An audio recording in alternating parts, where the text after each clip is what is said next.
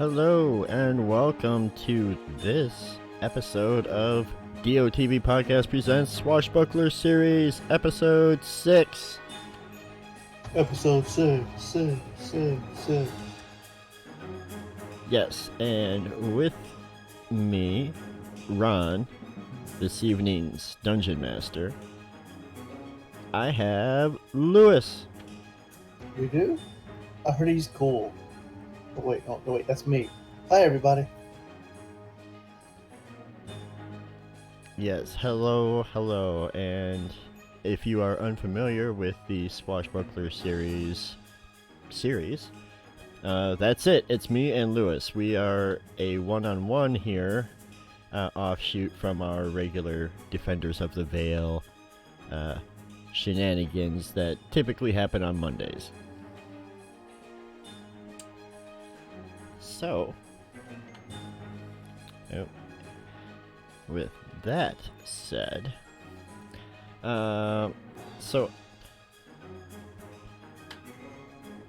here, let me get to our game screen.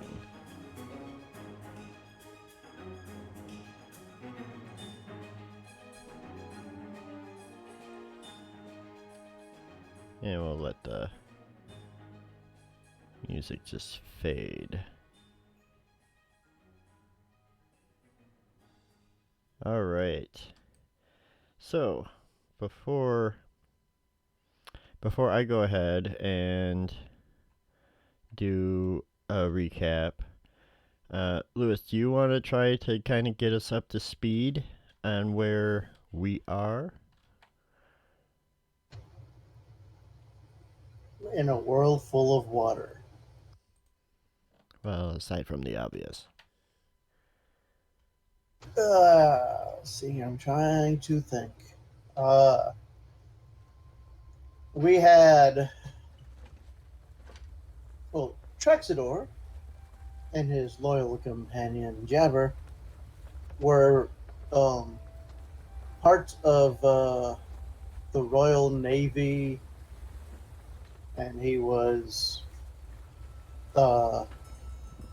he had made his way as a ship surgeon, then attacked by pirate ships, and Trexador wanted to live, so he joined the pirates and was ship surgeon for them.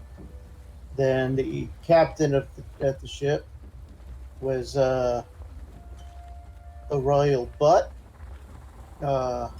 We mutinied. Now Captain Fishlips is our captain, but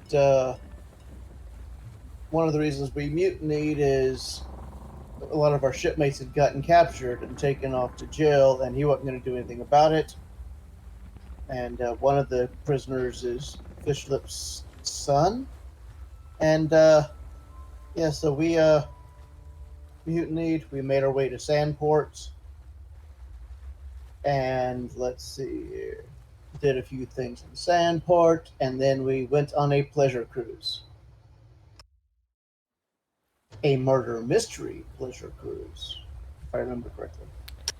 Right, and that is where we are right now. So, you'd spent some time in the city of Sandport while you awaited the return of the Prime Water Pleasure, which is the ship owned by Gellin Primewater. Gellin, turns out, not exactly owed a favor, but, apparently there were some dealings in the past between Gellin and Fishlips, which resulted in Fishlips doing some work, and to compensate for said work, he wanted to treat her and her crew to a short cruise. So he is finally making good on that, as it is convenient for Fishlips, as instead of doing like a full circuit and returning to Sandport, Gellin is going to drop you off at Hemlock, um, at a small fishing village on that island. But, yes, like you said, Lewis, there does seem to be something afoul, as this was supposed to be a more or less pleasure cruise. Instead, we got a murder happening, and a lot happened in the last few minutes of the previous episode, and a few things kind of got glossed over in all of that, but I'll kind of break it down here for you, Lewis, and for the viewers. So, it is early evening, and it is time for dinner to be served, and dinner had been served. During the course of the dinner, the room is suddenly plunged into magical darkness that seemed to spread from the center of the table. Everyone's shouting and screaming, and there's noise as chairs scrape on, against the floor as they're pushed back, and people jump up and grab weapons or whatnot. When the magical darkness cleared up, you had found Scarin. Crap, I can't think of his last name. I want to say like Stillwater. Wave Chaser, Scarin Wave Chaser, the butler for Solomon Anders and what's her name? Carmilla Firebrand? Yes. Yeah. Fireborn. Carmilla Fireborn. So Skellen's their butler. He was found slain. Laying again across the table. His neck sliced open. A dagger made of bone sitting next to his still body. Father Windham, the priest, was also was knocked back. He was on the ground when the darkness cleared up. And that's one of the things that I know that had gotten glossed over was some of his things. I didn't really get a chance to reveal that he... So, well, he died. He ends up dying shortly after, as he just kind of keels over. But I didn't get to reveal, or rather, I forgot to reveal, that, you know, he explained the reason he was on the ground is because he was pushed, and,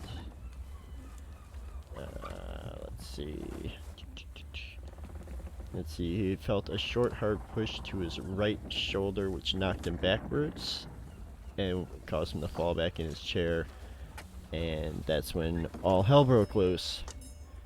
But before you could really find out anything more about that or really look into it, that's when Father Windham falls to a knee, clutching his chest, beginning to cough violently, and he starts coughing up blood as he collapses to the ground, writhing uncontrollably, bending out of shape before suddenly stopping all movement with his eyes staring into the distance. And I believe that is basically where we left.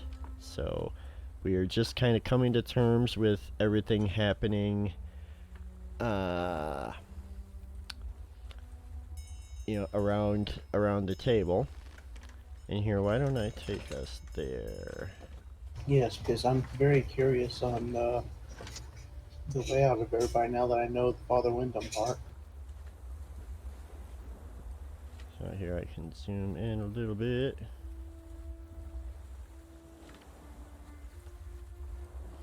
So the way we see the map right now is basically kind of the after everything. Okay, Father Wyndham is which one? That would be this one right here. Borat. Or the Borat looking guy. Yep. Right? Good. So we got pushed on his right shoulder.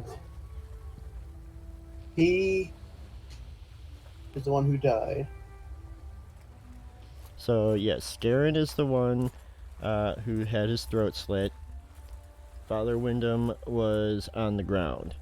Now, I also want to point out that when the magical darkness hit, the first thing you did is grab Captain Fish Lips and went underneath the table. Yes.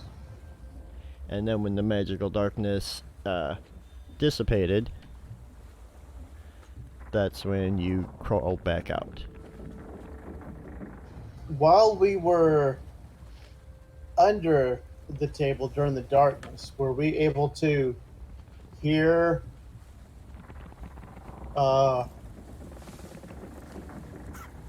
any extra something? I don't know. I'm trying to think.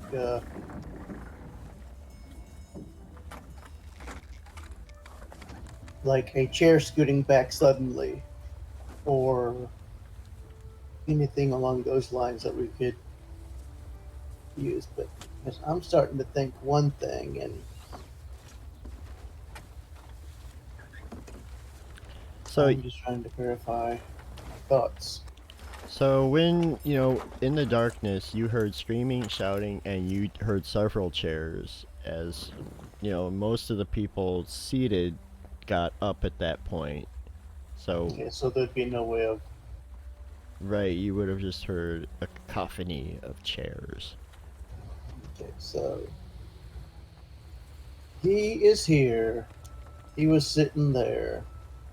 He died feeling a push on his right shoulder, which would be on this side. So he felt the push, which is why he was on the ground.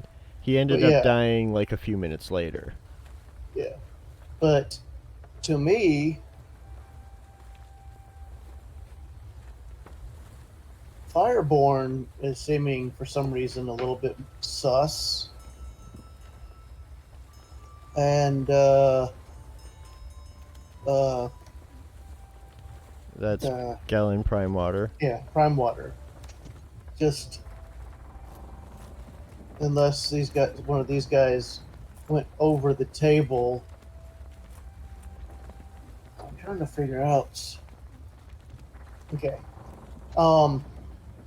So I am going to go to uh, the pastas, the preachers thing, and invest. I would like to medicine his right shoulder to see if there's any kind of pinpricks, any kind of anything that would inject any kind of poison or something into him. Alright, you don't even need to make a check. There's no markings of any sort.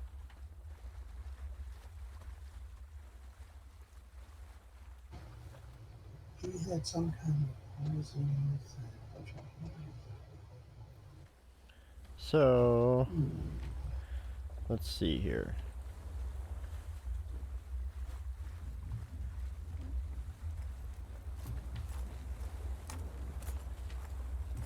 All right, Cat, who did it?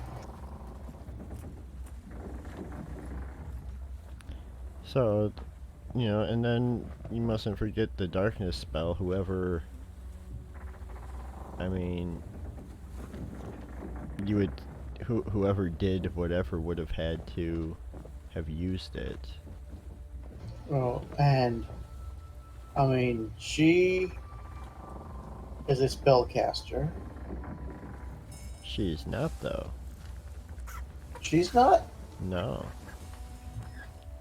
or not an open spellcaster. No, she's just a noble. She has that tattoo which allows her to do that one thing like once per day. Uh, so the spellcaster in the room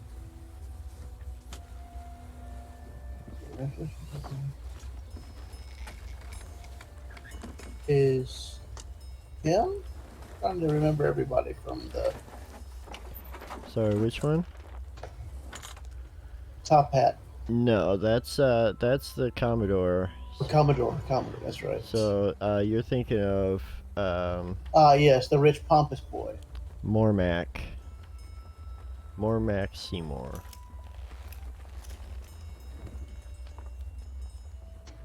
He's the obvious choice, so that's not very.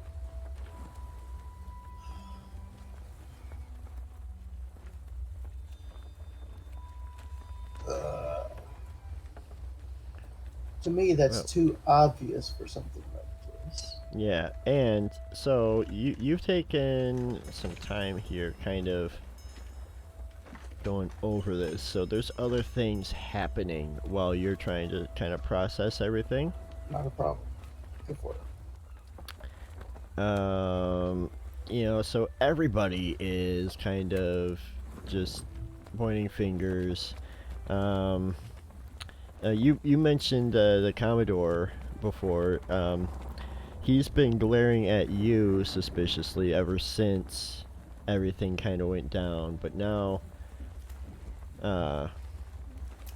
there's lots of like murmurs about the priest's sudden death, and you think you have the right idea with poisoning, and someone says perhaps it was in the food.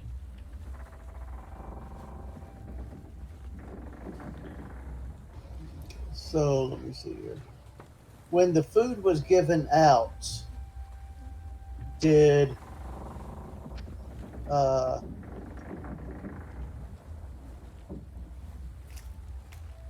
did these two people switch plates, or was when they were handing them out? Was there a like a I'll put this one here and this one, some kind of like somebody? Because I'm thinking the poison was probably originally meant for him.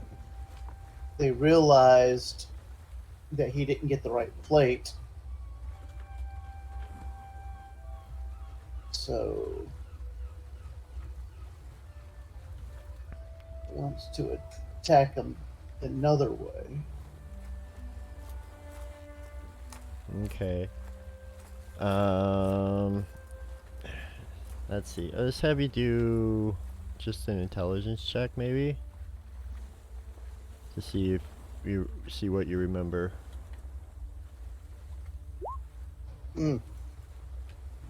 No, I rolled a 4. So yeah, nothing really stands out about that, but you do remember though that when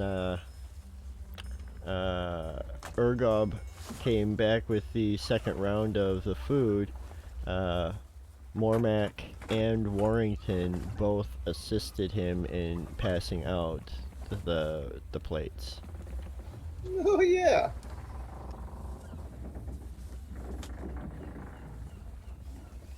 Yes, they did. And speaking of like somewhat minute details that you might not be recalling as a player, the priest was looking for something, and he couldn't find it, and that's when he grabbed what's her name? Carmilla. That's when he grabbed Carmilla's necklace and used that to cast Revivify on Scarin. He was looking for something on him. He couldn't find it on himself. So with that, it could be presumed that he would normally keep a diamond on him for such things. But if that's the case, and he didn't have his diamond, how did he know to grab Carmilla's? But that would make him the murderer, and I don't think he's going to kill himself. So there's all kinds of things going on here. What would you like to do? I would like Kat to tell me the answer. Uh,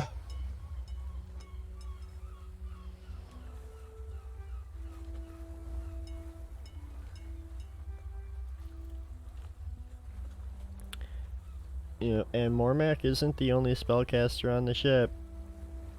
The first mate is also a spellcaster. which is her. No. No, the first mate is the guy that's been below decks this whole time. But I'm just, pointing that out for, full disclosure. It's something you would know as far as, like, potential people who could cast a darkness spell.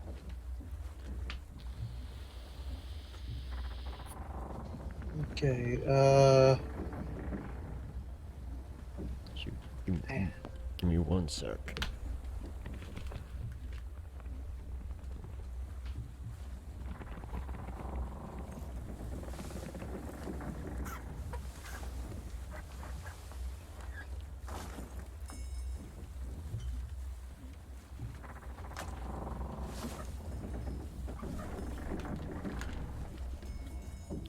Okay.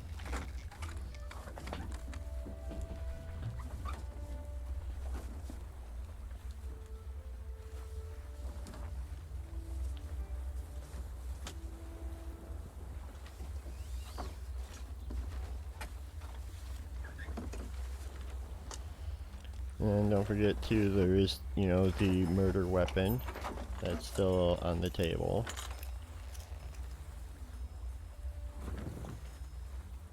Yeah. I'm trying to. There's a lot of different things, a lot of potential threads, I guess we could say. So just pick one and go with that. Okay, yeah. So I'm going to go ahead and look at the murder weapon. I'm not going to touch it with my hands, but I want to use my herbalist background to see if there's also poison on the weapon. Okay, you can do a perception check.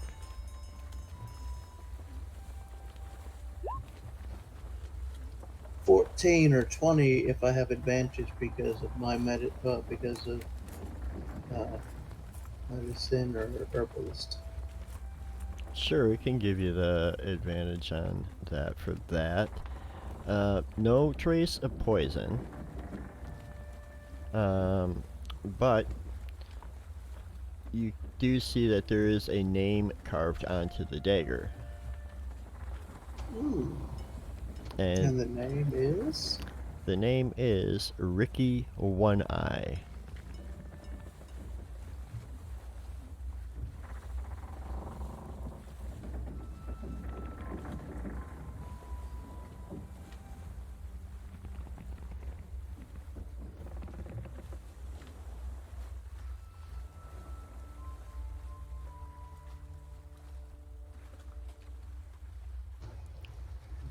Over my stuff.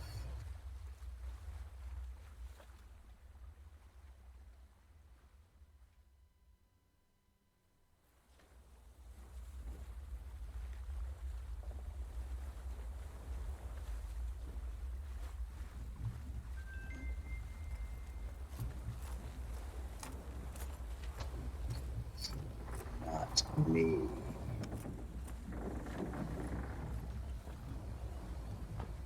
What would be really good is to have a telekinetic link to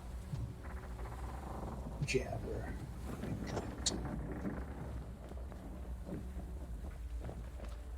But I was thinking oh, is this guy a mage? Because I can't remember exactly everything that he has with him. It was like, no, no, he don't have any of that from a background. No.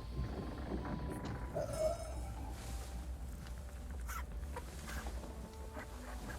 okay, so Ricky One Eye.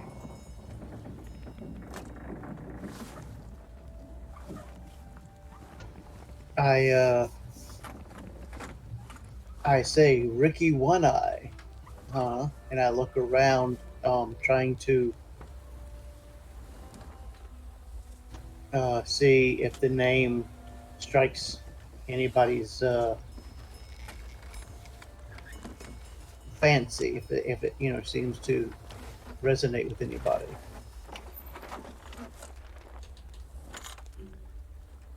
Okay. You don't need to make a check because when you say that, um, Gellen's like, Ricky One Eye. Hey, Misty, isn't that that fella that you know, took care of a while back? And she's kind of like, yeah, yep, that is, and that is that's my dagger there, but I didn't I didn't kill him. I was over here the whole time.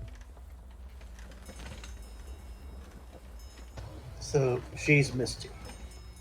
The captain is Misty, Yeah. so she's yeah, standing next to Galen. Okay. So So she's the one like Galen had his sword out, his cutlass, and she had out two daggers when the darkness cleared because they were standing at the ready for an attacker.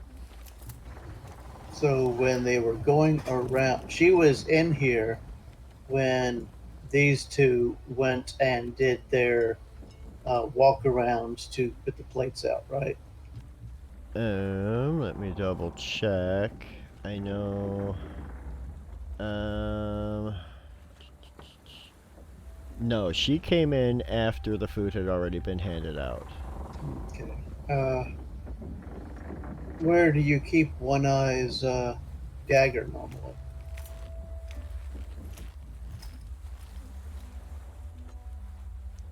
Well, normally it would be on this bandolier here, and as you look, you notice, her bandolier with the daggers, and at this point, there's. I think you noticed last time that there was a couple missing, but as far as okay, but yeah, and until about a week ago, it was in my bandolier. But last week, when I was at the market, someone broke into my house and stole that dagger along with two other ones.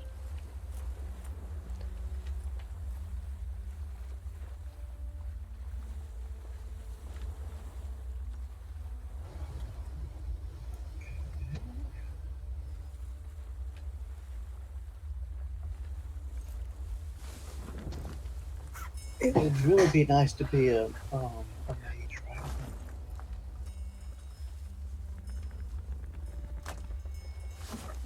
Hey, Rib Rob, welcome to the stream. What? We got a murder mystery going on here.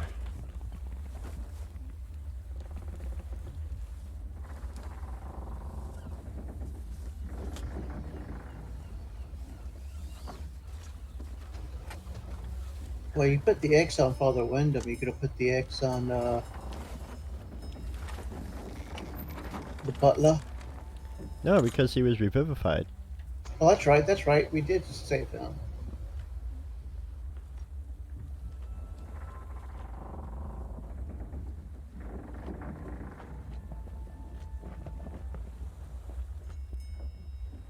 Okay. So this is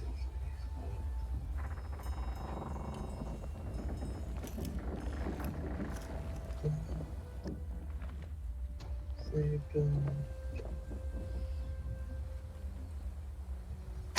Okay, so I'm thinking. At one time, I was beginning to think that Father Wyndham was an accidental, but I also now think that Father Wyndham wasn't an accidental. The poison just took a little bit longer in his system than they had planned because they didn't want him to be revived.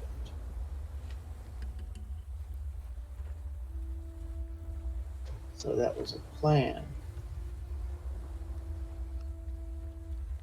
I like how you're thinking. If you don't already have inspiration, give yourself inspiration.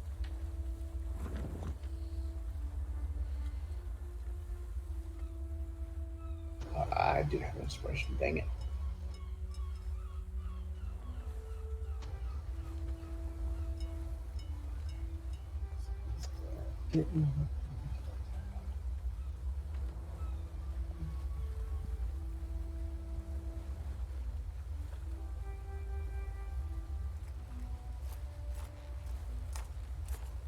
And remembering correctly, uh, this side over here, well, these three didn't really hang out or like, anybody over here or, uh, So, let me bring up my relationships chart.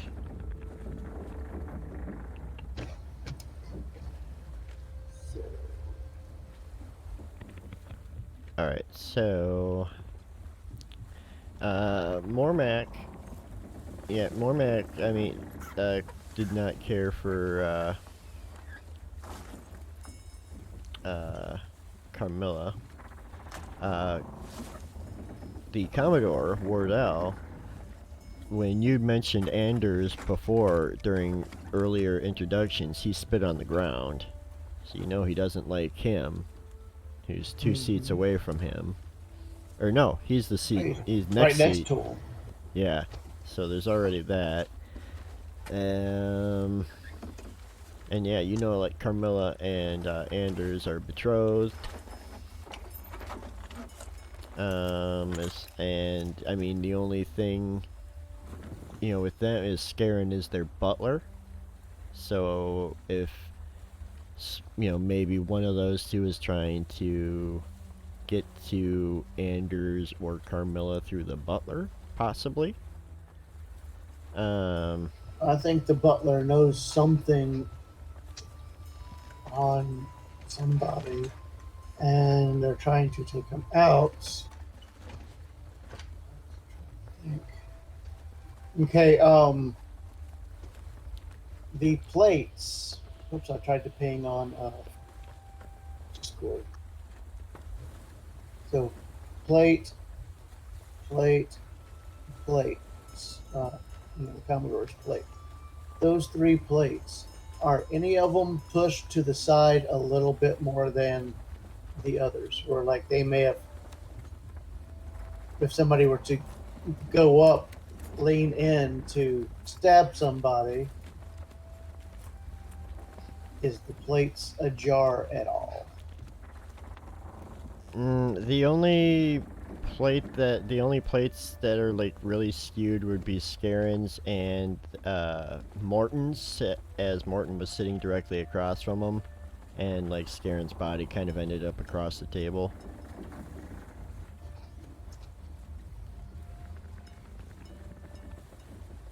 And I found out last time that he was stabbed by a right-handed man.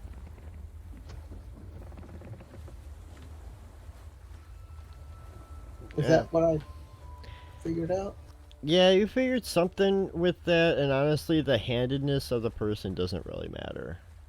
It was like too much of a, like it was like a slit across the throat, and the way it was like healed up, like almost instantly, didn't really leave. You had a thing, but it doesn't even tell me the handedness of these people in the module, so that's irrelevant to the thing.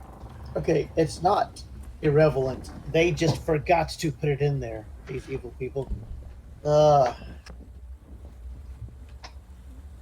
Because I could have tossed stuff over and seen which hands everybody grabbed their stuff with to see if, go, ha ha, you're the one. But no.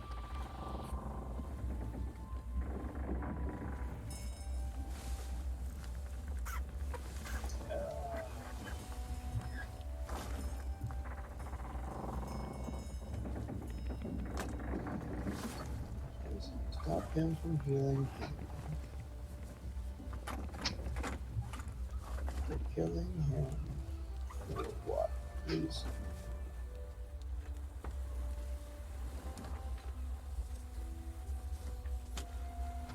He don't talk much, but he sits there and observes. That's pretty much what he's done this whole time. Who? Butler. Yeah, at this point, like, he's just kind of, well, yeah, when you first met him, he wasn't saying much anything, and, he just kind of stands back. Yeah. So if he stands back, he could notice something, but it's not something that he noticed on this trip because has been planned because the knife was stolen a week ago.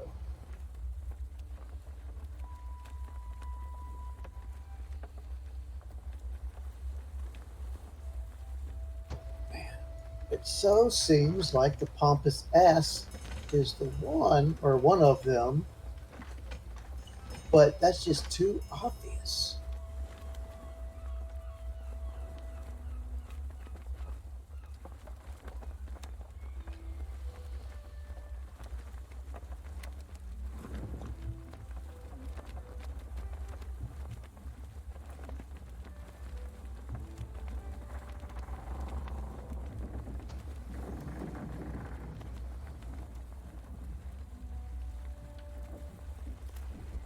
But yeah, so What else should I ask?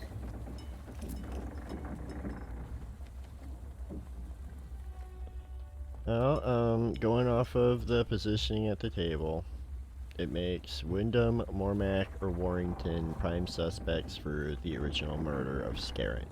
Mm-hmm. Um, it's certainly possible that others at the table could have killed him, but it would have been more awkward for them to do so. But not entirely out of reach.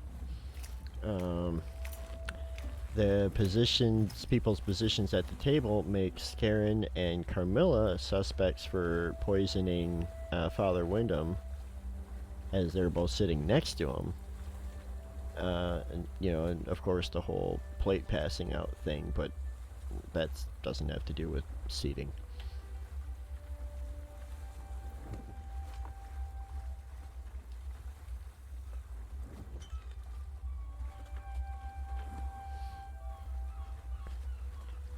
You haven't located any poison as of yet, like a source. Poison doesn't just come out of nowhere. Mm-hmm. And these doors. Whoops! Again, I tried to ping. This door and this door is closed, right? Yes. So that first door leads to that main corridor there that'll let you go up or down a level. And then that second door leads to the cabins, the living cabins. The passenger cabins.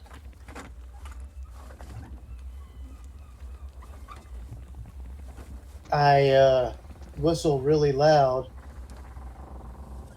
and say, Jabber, I need the nose. Yeah. And I think even over, and I'm, I would like to remind you that where you are on the ship, you are directly above the quote-unquote engine room, so you've got some of that whirring and humming and everything going on from down below, but even over that, Jabber hears you just fine, and he will come pouncing into the room. Not sure how he gets through the doors exactly, but There's ways, you know. He could, open it with his mouth or go up there. I'm sure I've taught him to, use his paws to. yeah. But he gets into the room.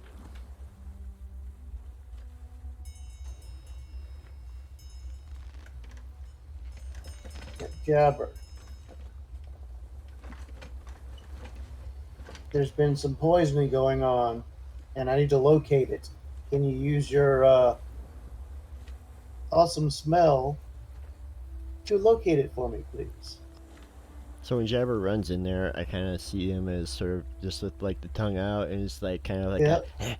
yeah boss, yeah boss. And then when you mention the poisoning, that's when like the tongue goes back and the face kind of shrivels up into a whoop, and it's like okay. And then like at that point, Jabber will start poking around. And when I say that, I'm not looking at Jabber. I'm specifically looking at this side of the table when I say it to see if I get any kind of reaction whenever I'm asking him to sniff out poison.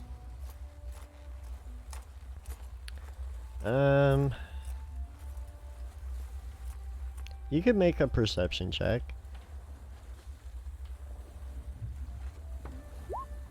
19. No. Yeah. The only thing is, Wardell, the Commodore, he kind of smirks as like I said, he's been eyeballing you ever since the lights came back up.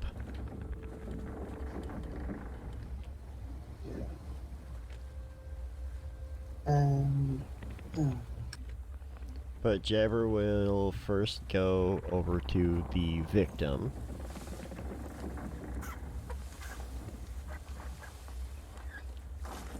and take a whiff of the poison. And you can do perception at advantage. 16.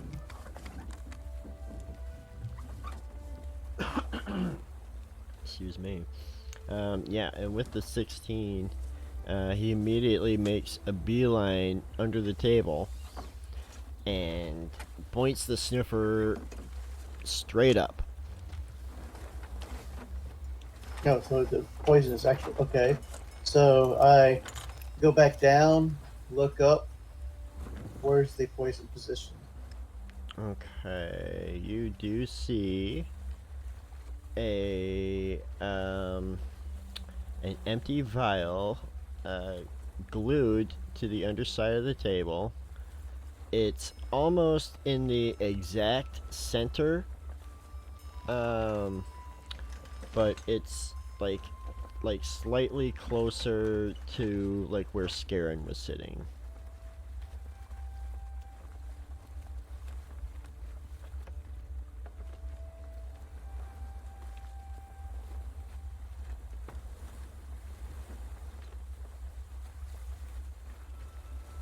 Do you grab it? Yes. Yeah, and it comes right off.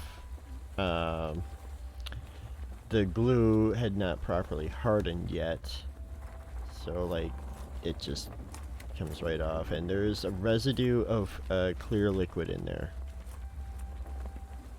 Okay. I would like to. You could do an Arcana check.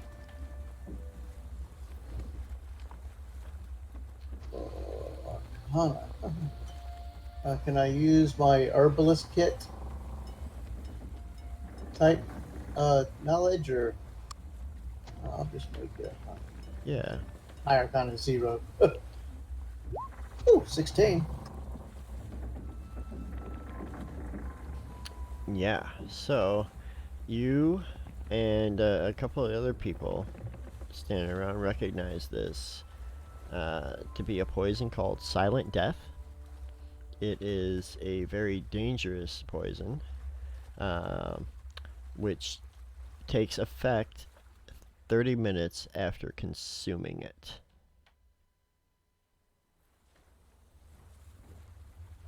Okay, so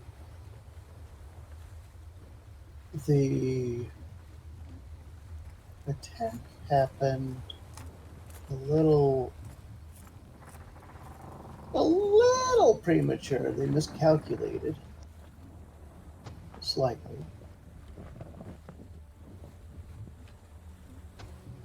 But it was closer to his side, the actual butler side. Correct.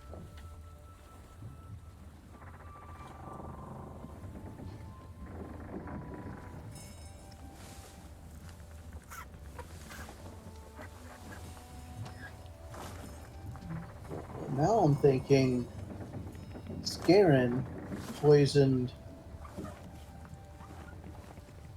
uh, the father. The father figured it out.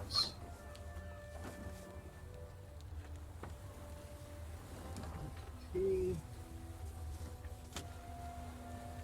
as a priest, most priests can't cast darkness, right? I don't believe that's a cleric spell. Oh, wait, maybe it is. Yeah, I don't see why not, because, I mean, they can cast light. Dang it. Now this is making it now.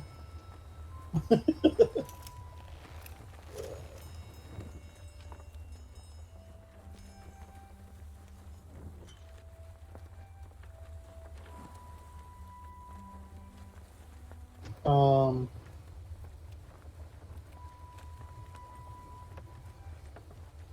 okay, I'm going to check the father, check father for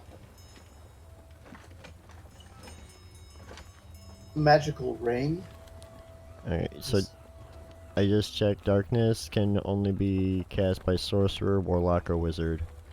Yeah, but it could be in a ring. Yeah, it could be like in an item. So I'm going to check uh, his body, investigate the father's body. 16. Do I find anything that looks magical on him? So, Father Wyndham doesn't really keep a lot of stuff on him. Actually, he doesn't really have anything on him. He's got his holy symbol to Okeano, and that's about it. That and his robes, his blue robes, his sea blue robes with the symbol of Okeano emblazoned upon them. Yeah.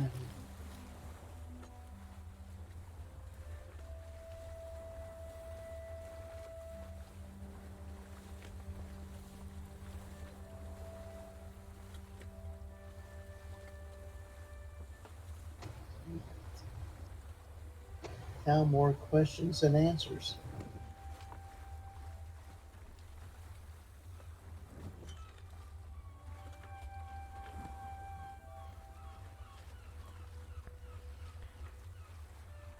At this point, Gellin, kind of comes up and it's like, well, there's not really much else that we can really do tonight, it seems. Uh, Perhaps we should continue this, investigation tomorrow. And when Gellin says that, the Commodore kind of goes into a slight outburst, like, "Excuse me, you're going to have him do the new guy. Like, nothing like this ever happened until he showed up, and you're going to have him do okay, alright, fine, I see how it is. You know what, I'm going to do my own inspection as well." I have no problem with you, joining in the investigation. That I'll do my own investigation, thank you.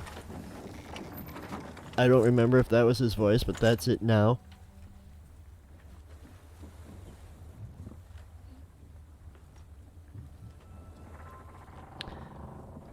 But Feel oh, free. all right. I'll be watching you. Right. Okay. Why don't we retire to our cabins and yeah, we can call it a night?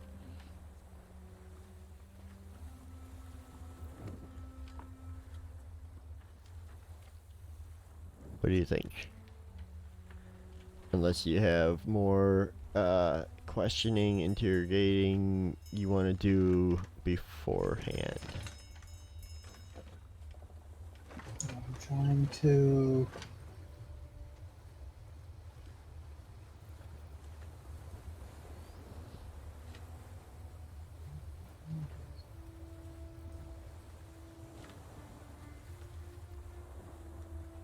Yeah, that's fine. My mind's not picking up anything. Okay. So, you guys kind of start to gather your things. Um, Galen has Misty and Urgob come up and remove Father Wyndham's body. They take it back up to his cabin, or which is actually on this level. So they take it to his cabin for now, since there's not really a better place to put it until they, get back to land. Um, but yeah, and as this is going on, you hear the pitter patter of rain beginning to beat against the sides of the ship. Not like a storm, but just like a I don't want to say a heavy rainfall, but like a nice steady rain. But yeah, rain begins falling as we descend into darkness.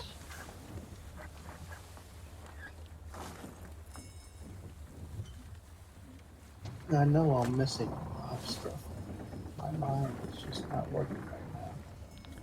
That's okay. Why don't we take a short break and you can kind of think about things, and we'll see how the evening plays out. Alrighty.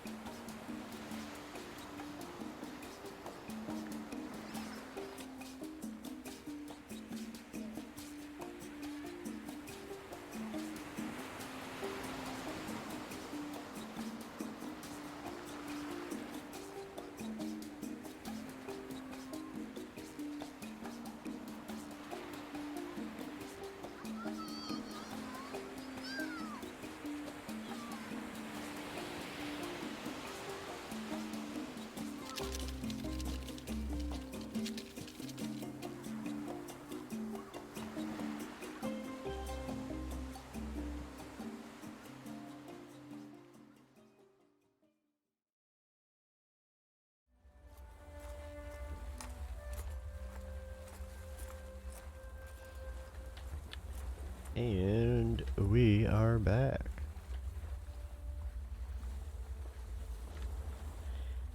Alright, so.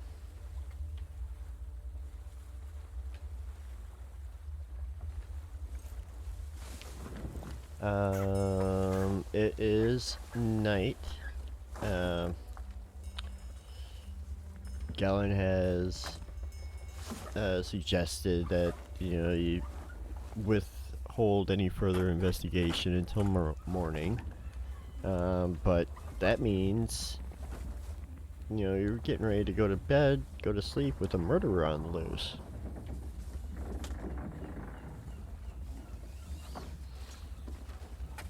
If that's cool with you. There's also the question of the magical darkness. You still really haven't dug too much into that, but maybe. And I was like, there's one person that that was up here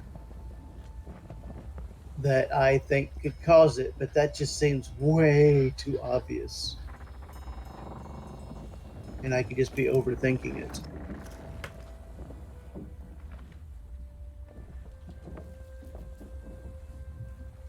It is true. I just know in murder mysteries, there's a bunch of things going, oh, it's this person over here for sure. Ha ha ha. Throwing all the leads one way when it's actually somewhere else.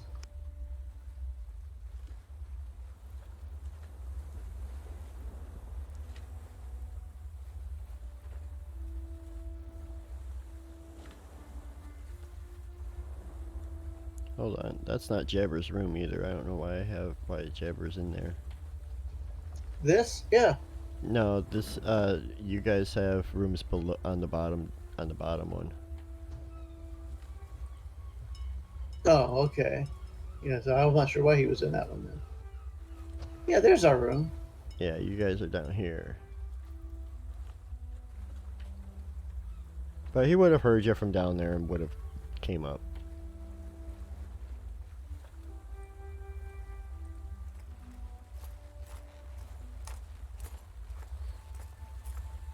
Actually, probably would have been there anyways, just 'cause food.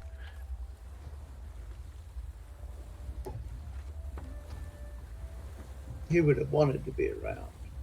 But, I don't, you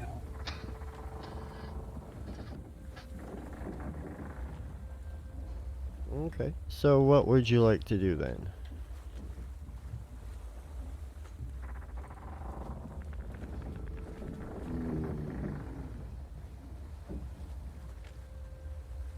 I would like to catch the killer. Okay, and how would you like to do that?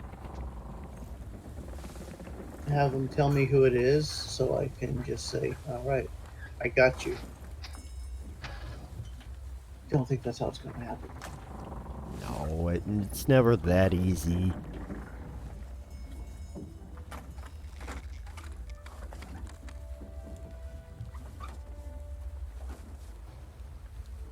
Commodore's looking to put blame on somebody else.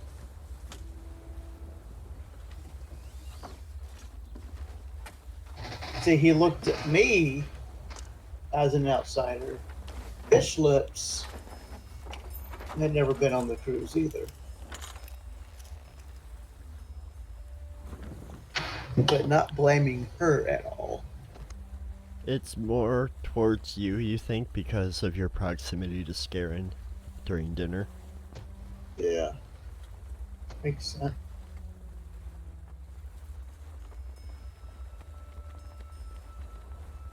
But to be fair, he's distrustful of Fish Lips and Graves as well. It's just they haven't really given him, at least not in our narrative, a reason to like, shout it out loud.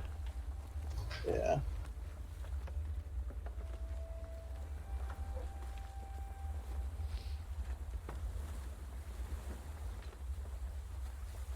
I still think it's Spuds in the dining room with the candlestick. I still think that that's it, but No, Spud's not in this story, unfortunately. that's why he's the perfect person to be involved. Which is not to say that Spud is not welcome to join us for Friday night D&D. I mean, come on, Spud. You know you want to do some fucking pirate shit.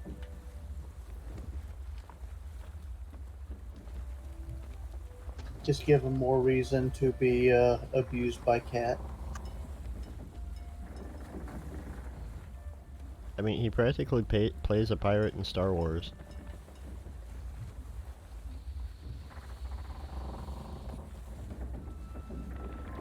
That ups you.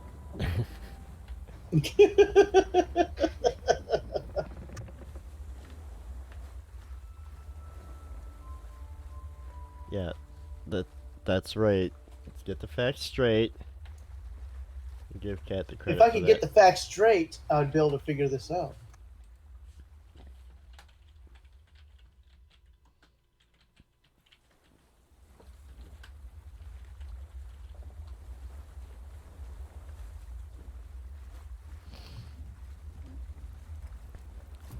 So, what do you want? Um, what are you thinking? Like, as far as is Okay. is there a risk of another murder? Oh, Is 100%. okay. Uh, when we're all exiting, Jabber's going to be right on out. Because I'll leave because nobody else is going to probably leave me in here by myself or whatever. So I'm going to leave. Jabber's going to sit here. Uh, and when people get stabbed, blood goes places. So I'm going to have him uh, keen smell everybody to see if they can smell any extra blood on anybody who leaves. Okay.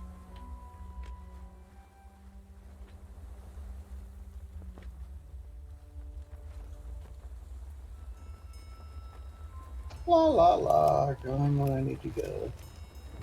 Alright, so that would take you back up. Otherwise, move Urgob. La la la la la. Urgob's not there. So you head down to your cabin.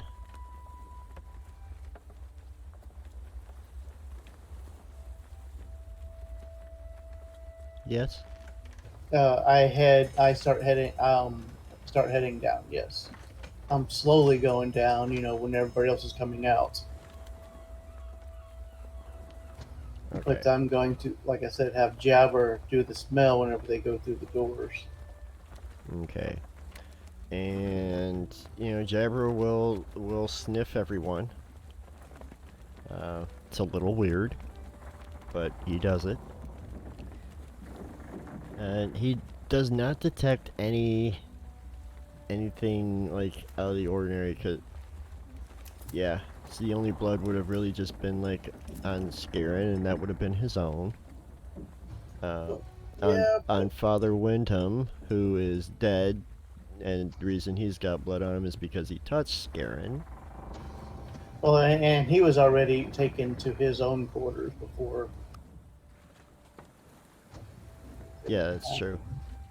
Um,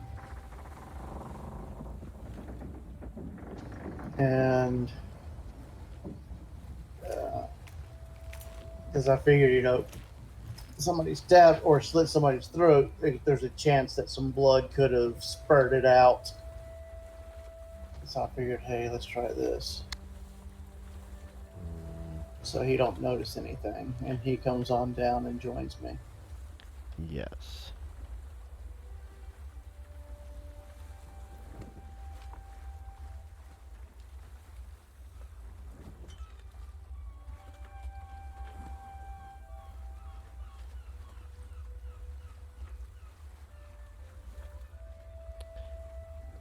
So then, uh, yeah, So, with the stairs come down. yes. Are there an area behind the stairs that are somewhat hidden, Hmm. or because, like on the one thing, it looks like it's just a ladder that goes down, but here it looks like it's stairs. Yeah, well, it's a trap door that opens up above the stairs. Okay, yeah, so there's stairs. Yeah. But So just stay. Yeah, so stairs go from here to here. So is there an area behind the stairs, like underneath it? you can make a luck roll. So just a D20, Yeah. 16. Sure, there is an area that you. It's gonna be a tight squeeze for you, but you could do it. Okay, so whatever. I will go. I will be there. Ooh, with a nat 20 crit on my stealth. Pow, pow, pow, pow, pow, pow, pow, pow, pow. Crits don't count for skill checks, but It does for my skill check. I mean, not that it gives me anything extra, but still.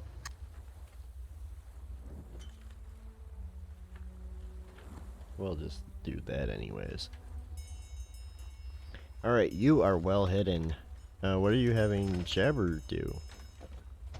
Oh, he's in our room. Uh,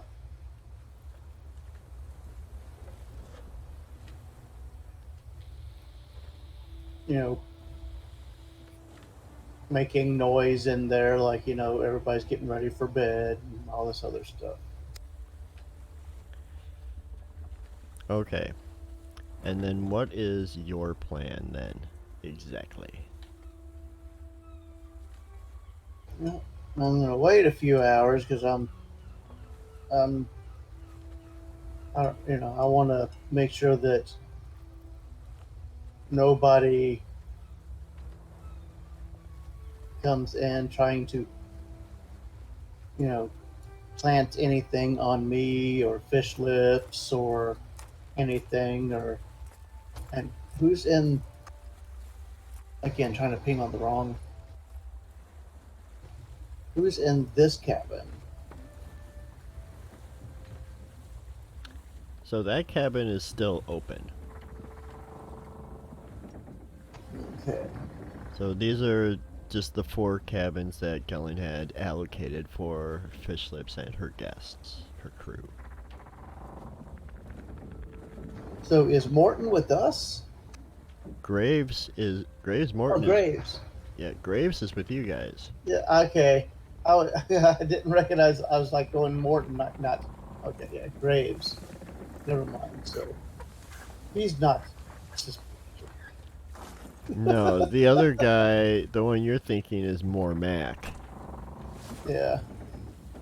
For some reason, I was thinking he was with them because he was on the same side at the time, and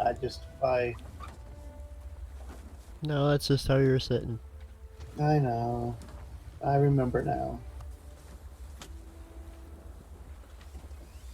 Okay, so to make sure nobody comes down to try to plant anything on us, I'm going to stay there quietly for a couple of hours, just waiting for everything, calm down where people think people are asleep and see if anything happens. Okay. So there's not really a whole lot going on as everything begins to quiet down. There is a little bit of foot traffic up and down the stairs as people come down to use the head. Um, you think at one point Wexley comes out and uses the head. That would be the first mate who's been pretty much hiding in his quarters the whole time at the 4 of the ship on this level. But aside from that, like, nobody makes any sort of nobody tries to go open the door that leads to the corridor to your cabins. About what part does the first mate come out to go to the restroom? Towards the end of my little Heidi's time? We'll do a high or low. I'll roll a percentile. Well, have Cat do it. Cat, you want to roll? Or Rib Rob? Yeah, or Rib Rob. To roll, in the chat, just do !, roll, and you can roll a d20.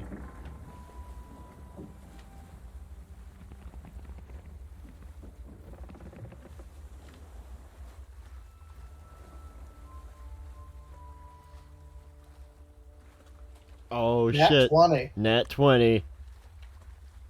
Pew, pew, pew, pew, pew, pew, pew. Rib Rob's first roll on the stream ever, and it's a natural fucking 20.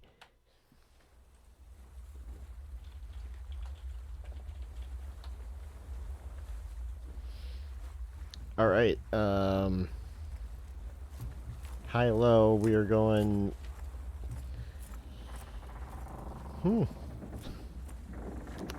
Well, now I don't know where to go. Okay, so what do you prefer then? Did you want him to come out early or later? Later. Then that is what happens. About 3 hours into your vigil, you hear this door open. You hear a door open, I should say, and you peek out and you notice it's not the door that leads to your cabins, which means it could only be this other door or the head, but you're pretty sure the last person came out of there like hours ago. Yeah, so whenever he goes in, I come on out of my hidey hole and I'm waiting for him. Okay. And when he comes back out, I go, I'm sorry to bother you. I heard that you are a caster of the arcane, and I have some questions, sir. Okay, I need a voice for him. Right, yes, no, I don't like that one. I think I did that for somebody. You did. Well then, yes, I am in fact a wizard. But I'm quite busy with everything here. Is there something I can help you with? Just a quick question. Darkness to be cast. What type of person can cast the darkness spell? He rolls his eyes and just lets out like a a mage or a wizard, obviously. Please stop wasting my time. And he turns to leave.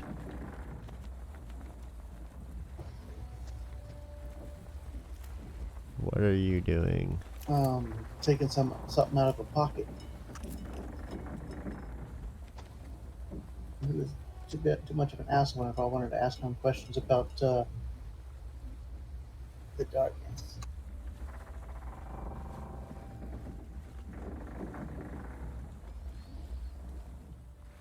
Wait, so what are you trying to do? I'm pickpocketing him. Okay. So, yeah, it's a human male. He's wearing scruffy blue wizard robes as well as a wizard hat with white stars on it.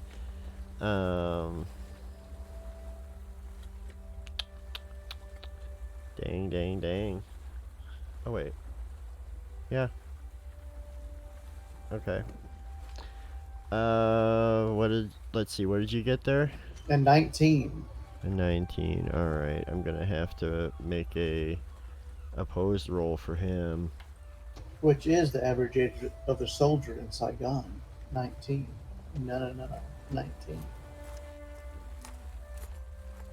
Okay. Let's see, what would this be? A perception, I think? Which I believe that's the age I was whenever I was in the Gulf War. Which will just be a straight wisdom roll for him. And that's a 2. So, yes, Traxador, you managed to masterfully swipe a wand from Wexley's pocket as he turns to leave and go back to whatever it is he was doing.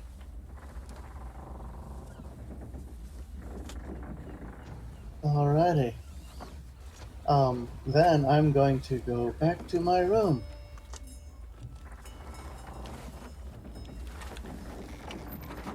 Okay. Then I'm going to spend an hour looking at this thing. It is a non-magical Yeah, it's a arcane focus. Yeah.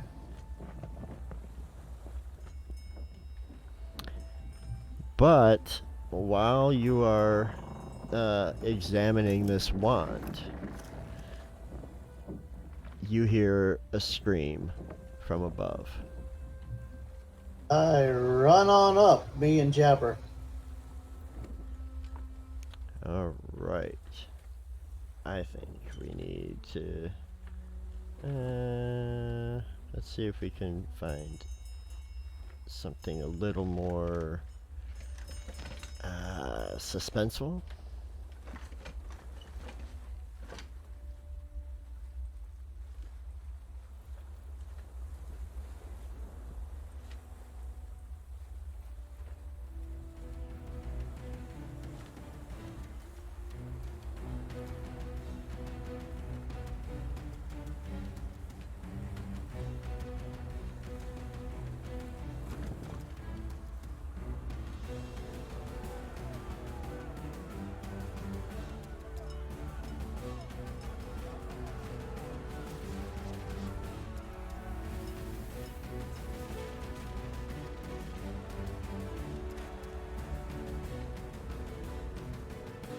There we go. Alright. You rush back up.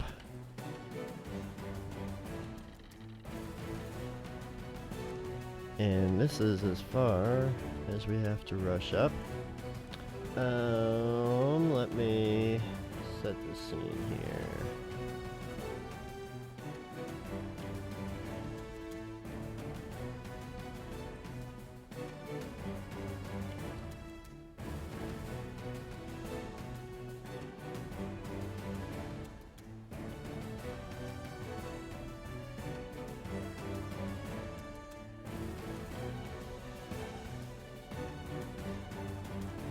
Second, I forget the room assignments.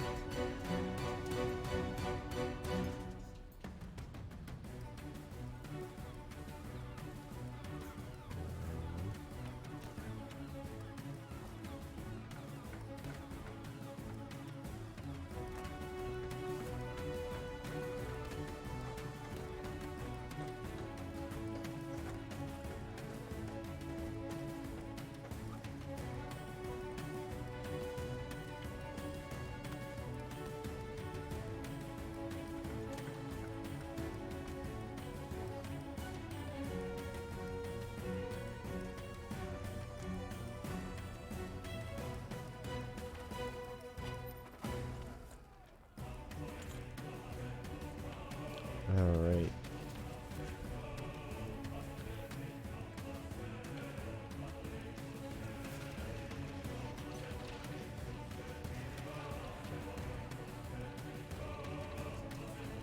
And the womanly scream was the cook. The big old fork. Um, unfortunately, it was more of a manly scream. No.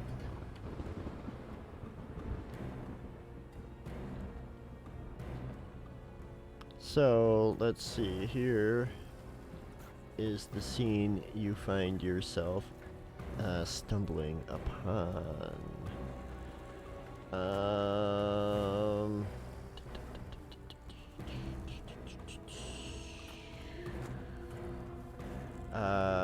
You see Anders at the door of his and Carmilla's room.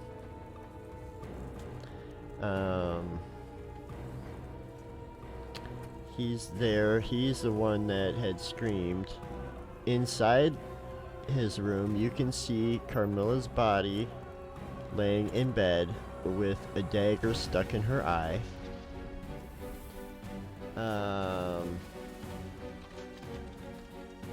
Gellin and the Commodore basically rush down the stairs together. Gellin is holding a letter in his hand.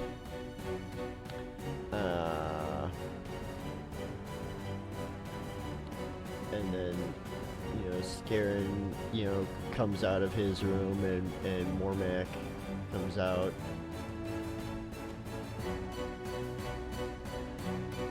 And then obviously Misty and Urga come in from that way. And yeah, so that is the scene. And Captain sees Gellin holding that letter, and she grabs it out of his hand. It's like, what is this? And he's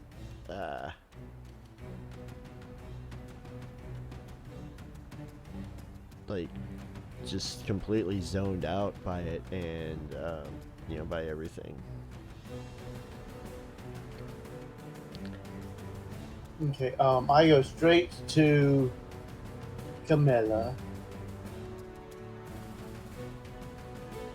and I try to administer first aid. Wait, actually, yeah, I'm gonna try to administer first aid. You could tell that she's already dead. Yeah, already did. Okay.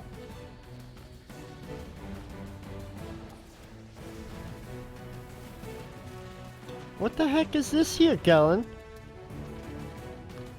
Is that going to be another dagger of that was missing? I go, hey, Captain, what's the other missing dagger look like? Does it have a hilt that looks like, and then I describe it?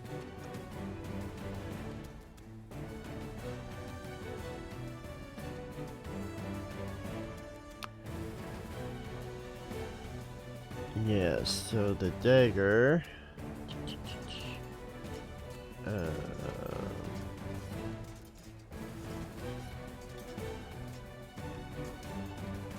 So the dagger is it's a dagger of venom, which you described to Carmilla, or not Carmilla, but to Captain Misty, and she's like, "Yep, that's another one." But get a load of this letter here that Gellin's holding on to. And Gellin tries to snatch it out of her hands, but the Commodore kind of holds him back. And the letter says, "Dearest Gellin, I cannot believe you murdered Scarin. This is not fixing our problem. It makes it 10 times worse. We're done. Once this ship reaches land, I never want to see you again. Goodbye, my love, Carmilla."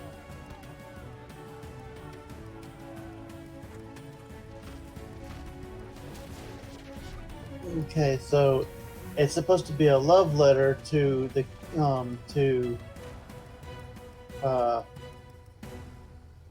party boy, not Anders. Correct.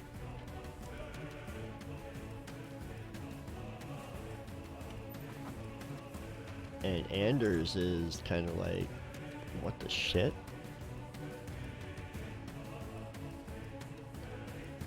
It's like, and the Commodore's like, all right, we should probably start doing some searches, eh? Yep.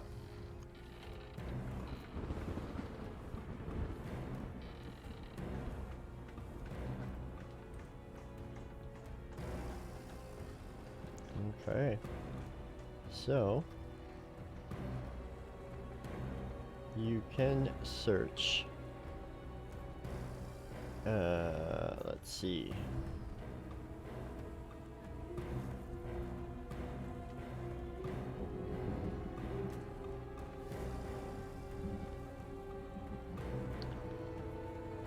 Well, you go to search Gellen's quarters. Well, I first want to,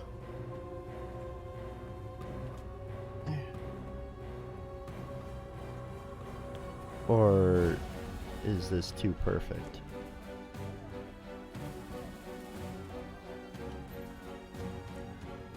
so she's dead in the same room as Anders. Anders found.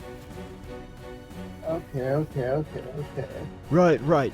I didn't even touch the body as soon as I saw her because I didn't want to disturb the murder scene.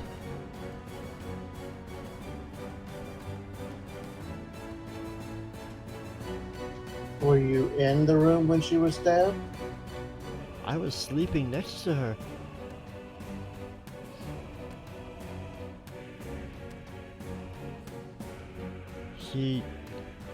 I heard like, I don't know what kind of a sound. She made some sort of a sound, and that's when I saw her dead.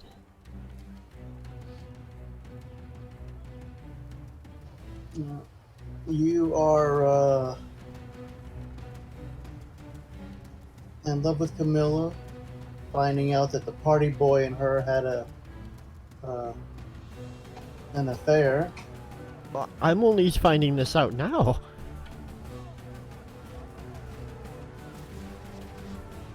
Insight.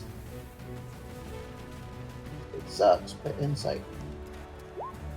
Oh, 15. Or a natural 20 if I get advantage, but I don't know any reason why I would. Okay, so with that, what I'm gonna give you, the thought. So at the mention of, shit. Now I can't think of the word.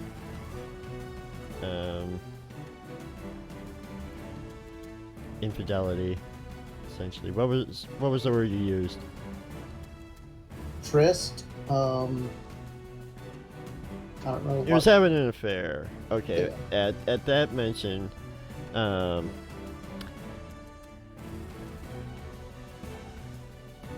word having an affair seems to like he does kind of react to that, but not in a way that's like knowing of Carmilla. Like he might know something about an affair, but maybe nothing to do with her.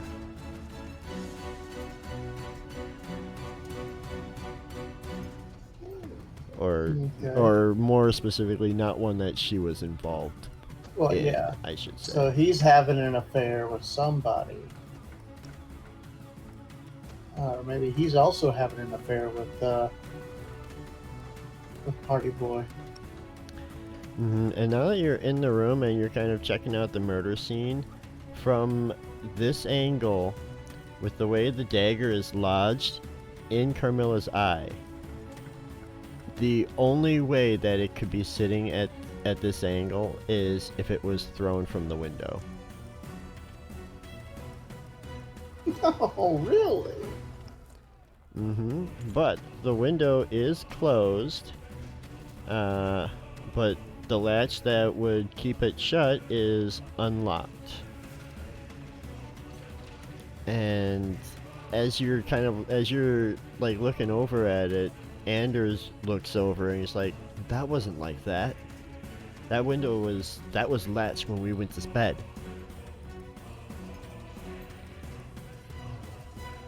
I open it and take a peek out and look for uh, a rope hanging down, anything that's to where somebody could have. No, there's no ropes or chains or any unnatural uh, foot or hand holds. And these windows are too small for anybody to actually climb through, right? No, a person could climb through them. Okay, so So, he could yeah, have. you're on the middle deck here, so there's windows here. On the deck where your cabins are, there are no windows. Yeah. So I'm going to use him. So he could have came out, climbed over.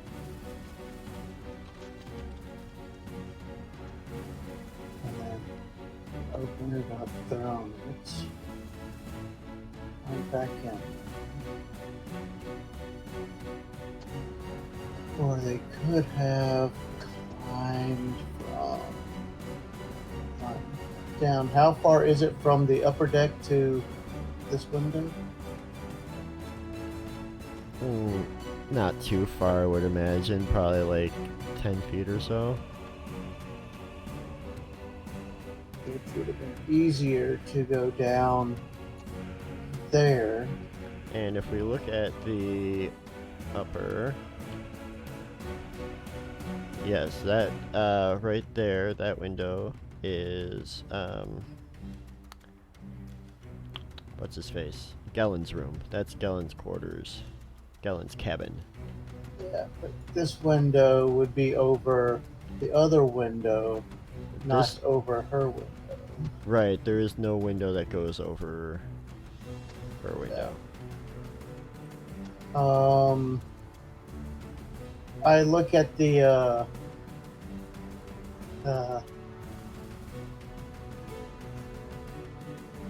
and keep in mind too, when you have your head sticking out there, it's still raining out. Okay. So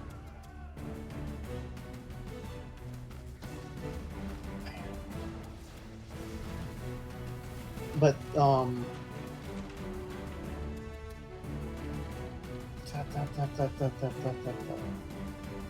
it would have came from there. Yeah.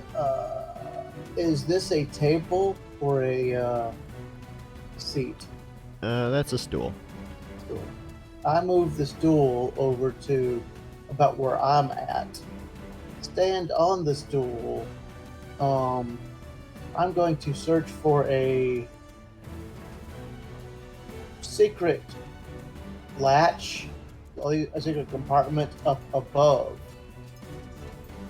So maybe, it could have come from the window, but maybe it came from a little bit higher than the window, and it leaned down. Are there any secret compartments up there that leads up to his cabin? There are not. You don't even need to make a check.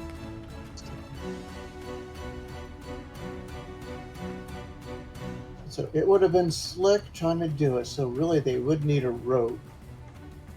I'm going to run up real quick, up to the top, look at the cannon, and see if there's a rope here. See if there's a rope possibly tied to the cannon or anything where they could have swung over to, because the window is approximately here. Correct, and there are no ropes or anything hanging off the side of the ship. Like there's I guess it would be too hard to reach out and see if they had shoved it inside the cannon. Like, and I mean, like even like the ropes that hold the sail in place are there for show more than anything, being a self-propelled ship. Okay, I run back down.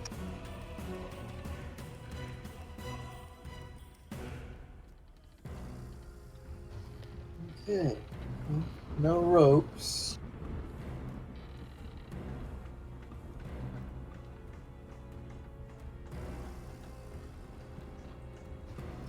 Through the window.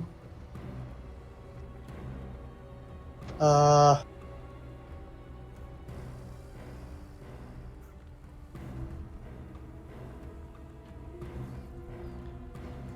And I come over to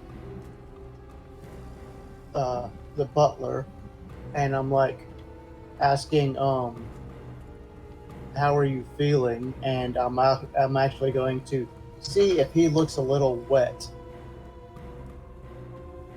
okay, you can make perception check.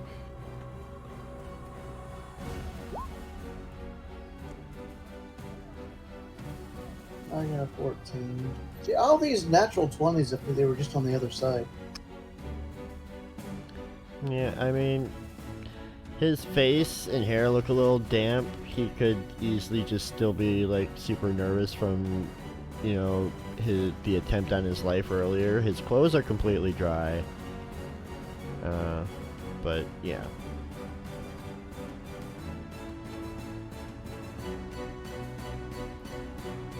And I would like to kind of shift the scene back to like Gellin and the drama with the letter. So like, Gellin's like, okay, like I just got this letter, like, not too long ago. I don't even know if this could really even be from Carmilla. There was a knock at my door, and the letter was there, and there wasn't anyone else there. But now Carmilla's dead, and I think someone's trying to frame me. Right, I can kind of attest to that a little bit. You hear Warrington say, I heard Gellin get up, and when there was a knock on his door, I heard it because I am a light sleeper, and I listened for him. I heard him get up. I heard him walk to his door. I heard him open his door and close it, and then sit back down, but I didn't hear anyone else, so where did that knock come from?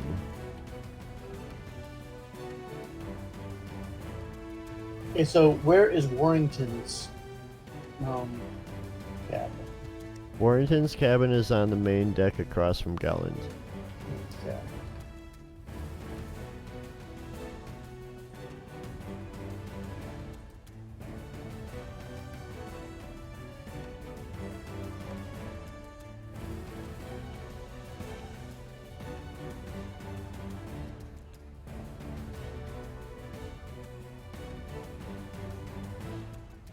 So this light sleep. Right?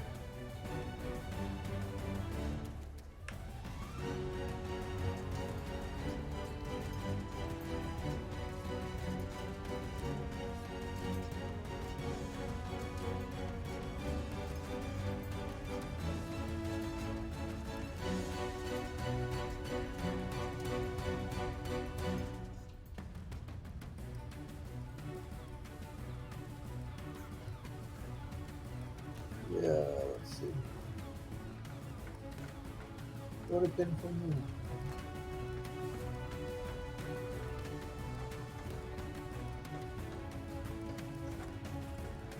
When I was talking to the wonderful Wizard of Oz,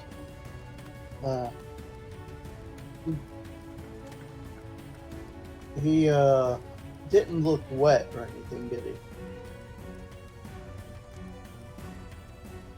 The first mate. Well, I know, but whenever I talked to him shortly, you know,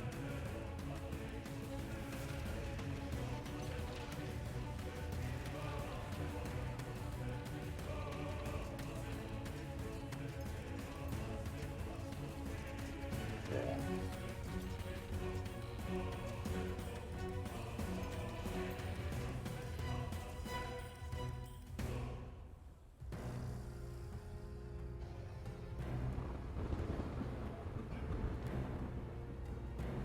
Uh, Pompous ass does not look wet at all, right? Correct. Yeah. Both him and well, no. You're talking about Mormac, right? Yeah, more back. Mormac does not. He's, you know, I know these two would because they came from upstairs whenever it was already, when it was raining. right. Yeah. And the first mate, like I said, didn't look wet either. My mic had been temporarily muted. So, wanting him. Unless him and him are in it together, which is very possible.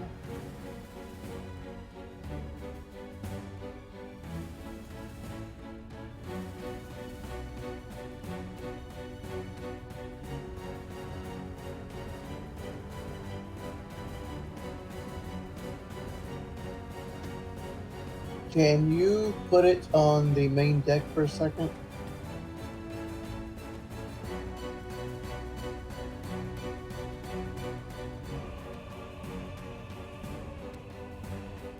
So there's the trapdoor that you use to get below decks. There's another trapdoor at the fore of the ship.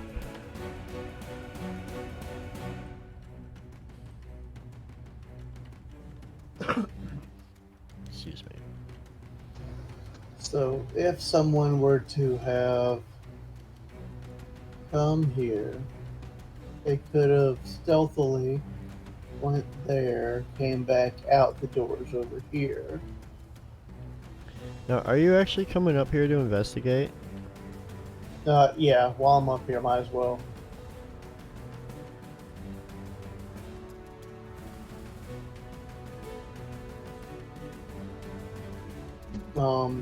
Are there any wet footprints going into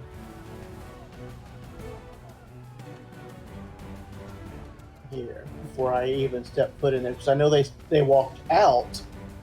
But are there any wet footprints going into it? There are not. Actually, hang on one sec. Let's see how much cover that would have right there.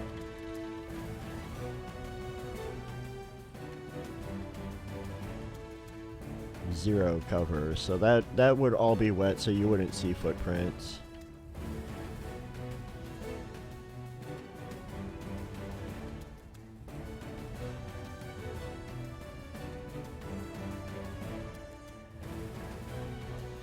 But yeah, there is a door there. But once we go into the door, before I step foot in here, I look to see if there's any footprints in here going in. There are not.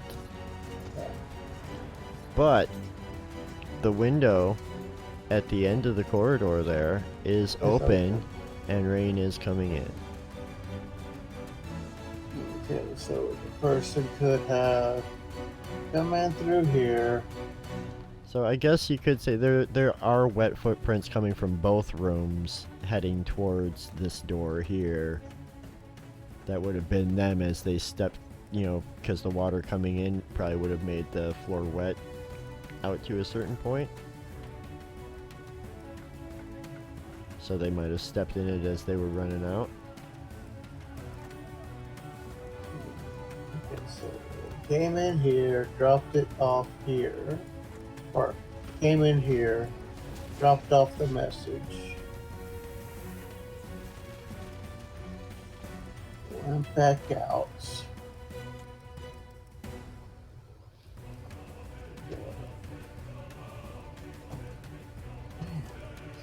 person has to be the freaking mage. Not first mate, but Pompous. Because really, slick water. I mean, spider climbing or boots of spider climbing, I guess, could be used. Again, to be a mage right now would be amazing.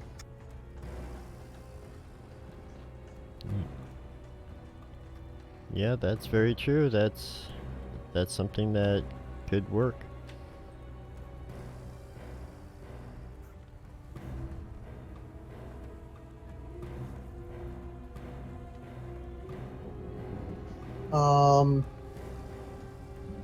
Okay, so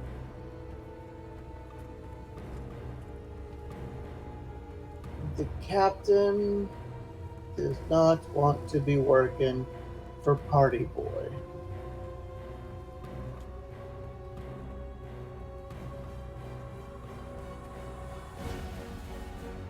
The captain stuff was mysteriously taken way back when.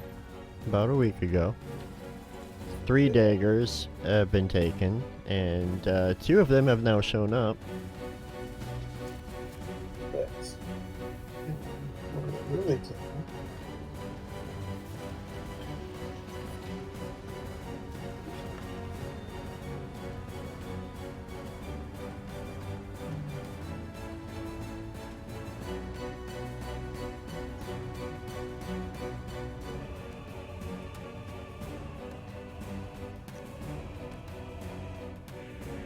Okay, Rib Rob Cat.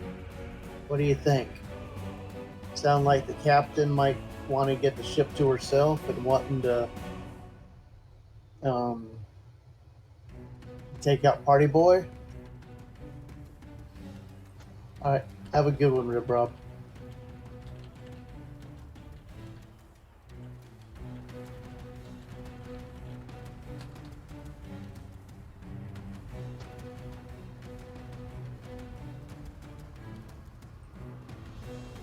Trying to figure this out.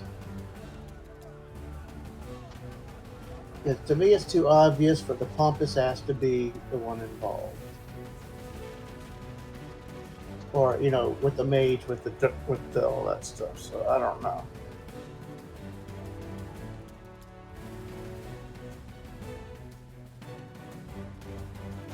Captain has a dagger of venom, which is awesome.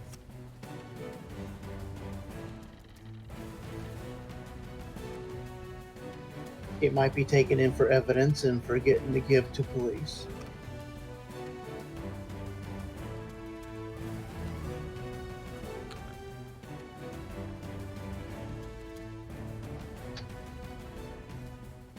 So the captain.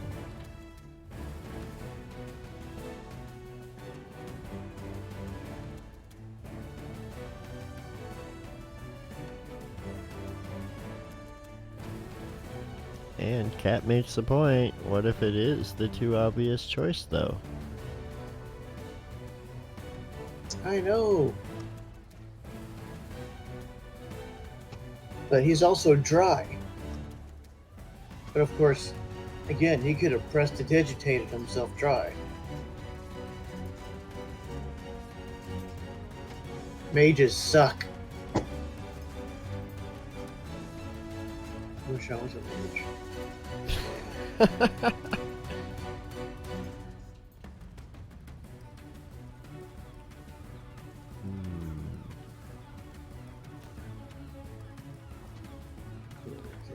And let me see.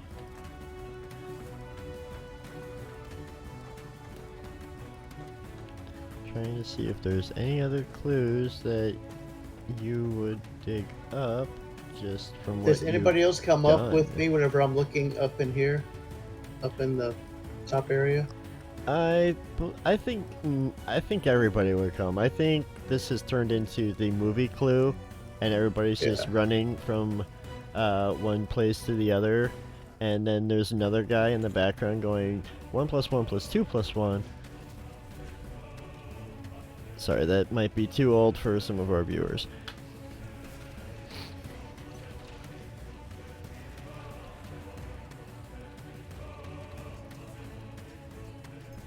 But anybody who's seen the movie Clue is gonna love that.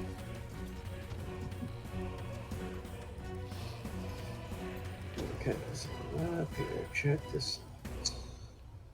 It's a classic. It's got Tim Curry and Christopher Lloyd. Yeah, it's been forever since I've seen it. I'm gonna have to watch it again here soon.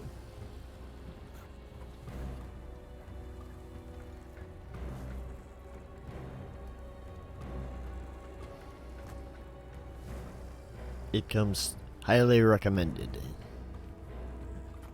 And then you could rub it in.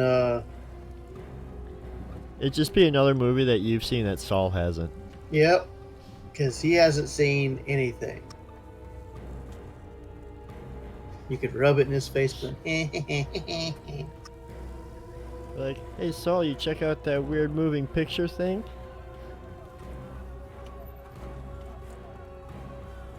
I know, what a weirdo.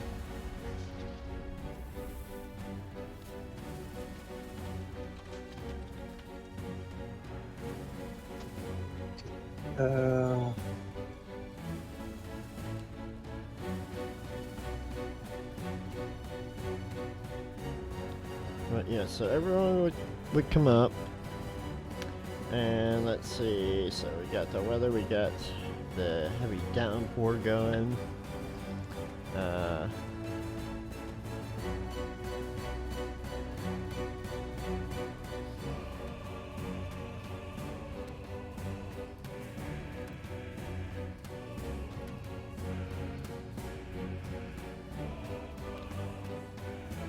And going and looking out this window, I don't see anything Hanging ropes or down. anything. No. Nothing. I didn't think so. It has to be boots of spider climbing, which I'm gonna have to find and confiscate.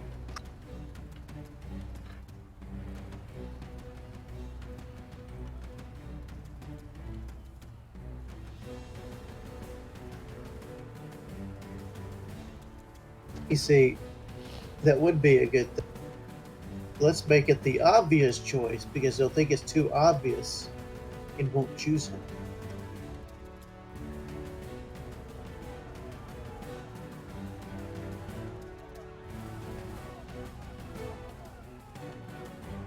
But I obviously can't drink the drink in front of me because you would have thought that I would think that. So I'll drink the drink in front of you. But I don't remember the exact words. But if I drink the drink in front of you, you would know I would think that I would do it the other way. That's from Princess Bride. Yes. Another, if you have not seen Princess Bride, see that before Clue.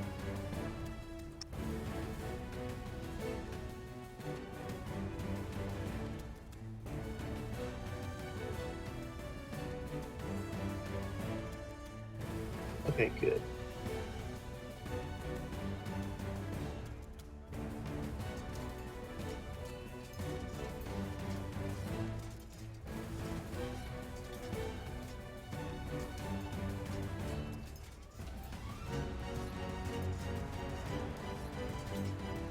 See, we're going to end up liking Kat a lot more than we do Saul. Because she's cool. Yeah, I mean, that's a given.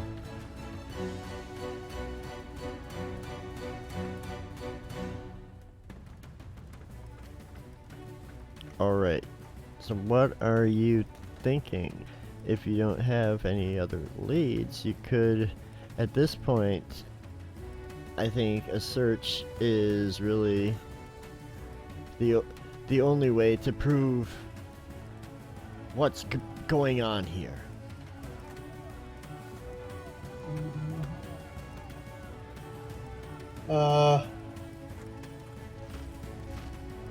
So I would like to search Party Boy's room.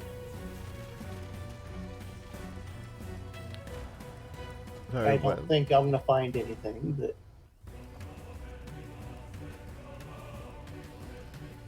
Oh, well, yes, of course. I would not normally subject my guests to a search and seizure, but as circumstances have progressed, I see no alternative.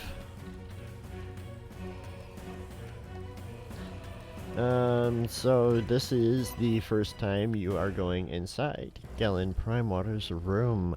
Oh, this is probably the nicest room on the ship, even though all of the rooms are very nice.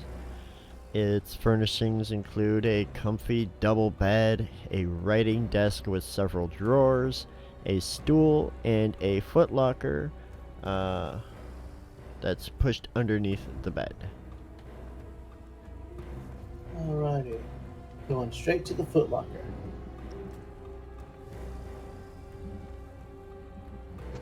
Okay. It is, of course, locked. Mm-hmm. Would you mind coming over and opening this for us, please?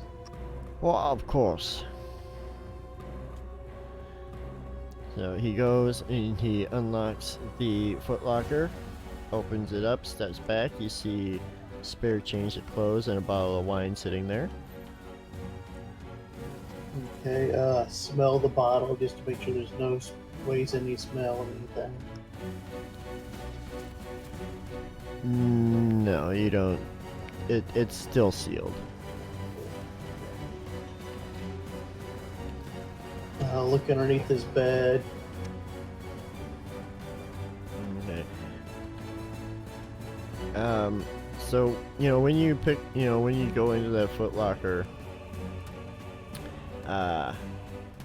you do also find underneath the clothes a diamond and a dagger made from a dragon's tooth.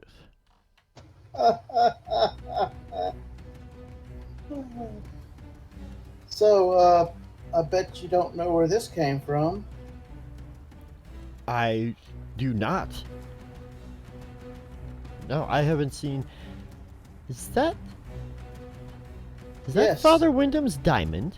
Yes, it is. I swear I did not take these things. Why would I? I've obviously been framed. You've seen this letter. There's no way I could have done any of these things. There's no way at all.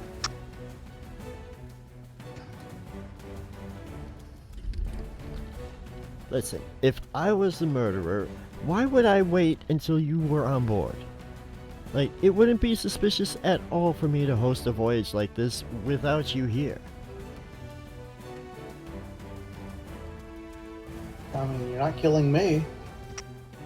Well, I'm not killing anyone.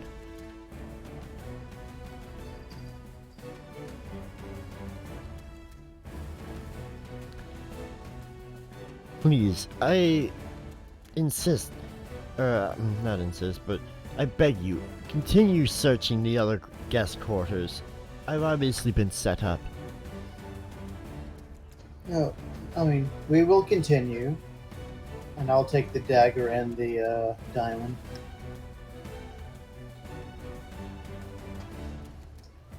What a coincidence this was here. But of course, is it too big?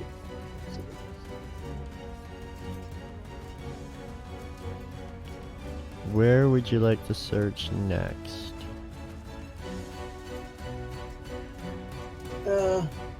We'll just go ahead and, we'll do everybody, so we'll go right across the hall.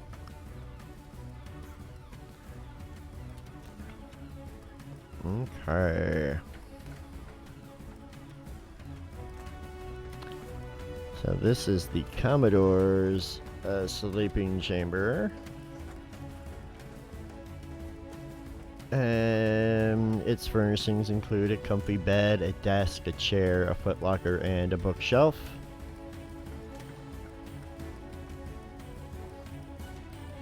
What would you like to check out? Any place in here we shouldn't be looking there, Commodore? I have nothing to hide. we'll go check underneath the bed, the footlocker, the desk. Okay, so let's see. The desk. The desk is empty. The footlocker contains clothes, a badge for a naval officer of the Crown, Warrington's journal. Let's see, a pair of dice and a bottle of rum. There's also a scabbard with a finely crafted rapier and 4 finely crafted daggers and a large pirate hat.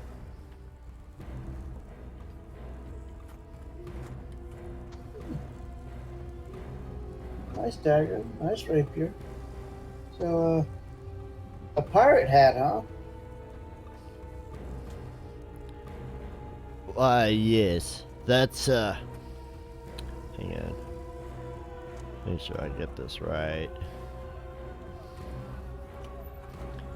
Well, yeah. I mean, it's not, it's no secret that I was the captain, or I am the captain of the Sultan of Swing. And, maybe up until about a year or 2 ago, I was a pirate. Until the crown caught me, but since, I work with the Crown, you know, they've recognized my skills as a captain, and I'm now a privateer. And I'm working to find evidence of smugglers, and with that he kind of like sneers at Anders. And yeah, but and that's that.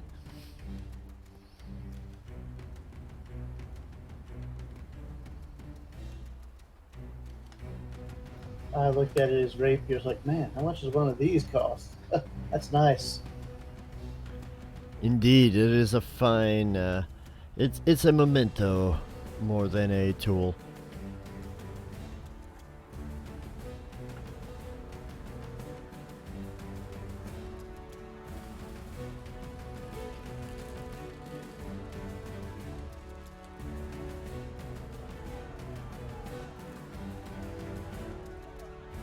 Do you want to check anything else in the room? Check underneath the bed. There's nothing underneath the bed. Underneath the desk. Because I know on the desk and in the desk drawers there's nothing, but in the desk. Nothing under the desk. Under the pillow. No. There's a bookcase over here. There is, and the bookshelf, it contains mainly seafaring storybooks. Okay. Did find his journal in his footlocker. It was in his footlocker, yeah. I'll just like skim through like the last page. It basically just talks about him investigating Anders Salmore under suspicion of piracy. But there's no like evidence in there. It's just, you know. Yeah, I don't want to go through the whole thing. Just look at the last page just to get a gist. Okay. Yeah, so you think you kind of know why he's got it out for Anders now. Alright, so then we head downstairs.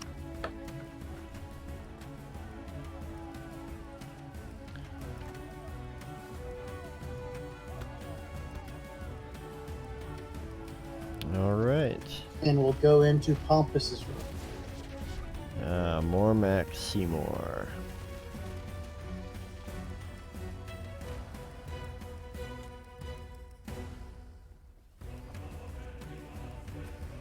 There it is. Alright, furnishings include a comfy bed, a desk, a chair, a footlocker, and a wardrobe. Alrighty, checking out the wardrobe. Wardrobe contains spare clothing.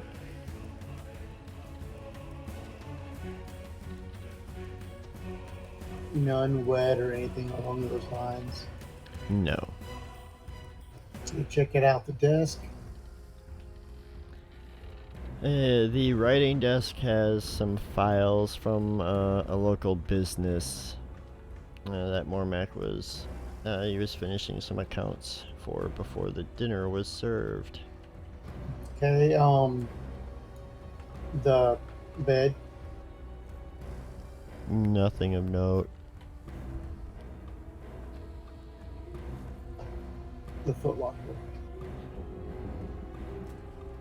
The footlocker is rather empty. It contains a spare wand, a pouch containing some gold, a heavily earmarked book titled Thornton Battleaxe's Tome of Adventures. This story tells of a mighty dwarf wizard and the many great adventures that he went on. And that's it. Okay, I am going to sleight of hand, but I'm reverse sleight of handing. 25 to slip the first mate's wand in his footlocker. You do so. And then we checked underneath the bed and everything. We already did that part, right? Yep. Just as I suspected. Then we'll go check out the dead man's room. Alright, Father Wyndham's cabin.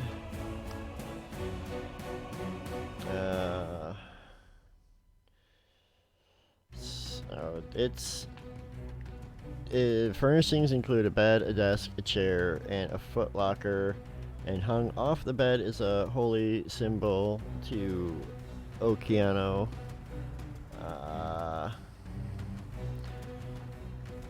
And like from where you're saying, the desk contains prayers and rites to the same god.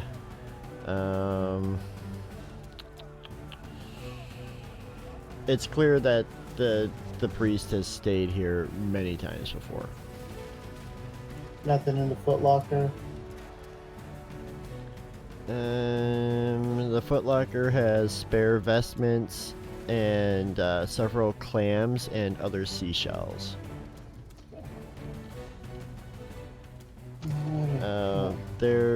Let's see, on the writing desk there's a list of ships and names of crew members, and some of them have like little ticks beside their names. You can make a history check if you'd like. I know nothing. 7. Okay, yeah, they don't mean anything to you. Alright. Heading on up. Scarin's room.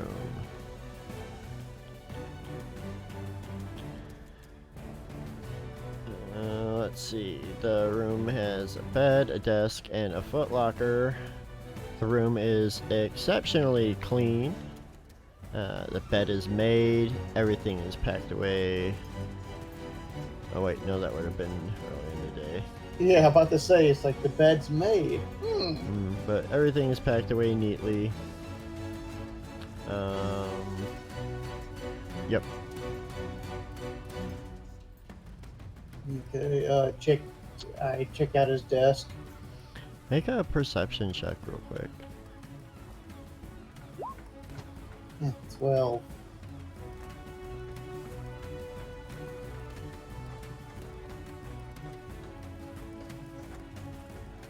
Okay.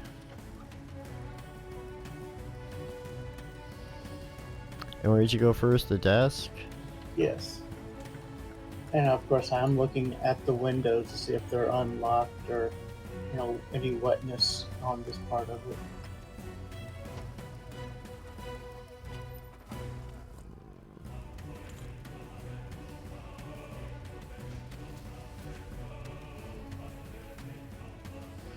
Okay, so let's see. You approach the desk. It's not really. I mean, it's clean. It's tidy. There's nothing there. But as you are approaching the desk on the floor, you do see a where is it? A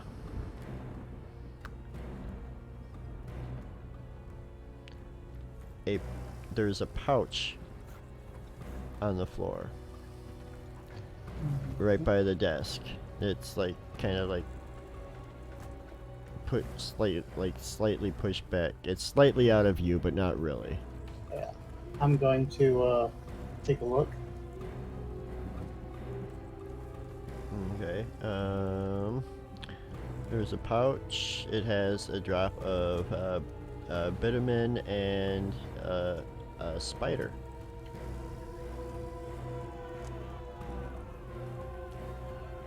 Bitumen.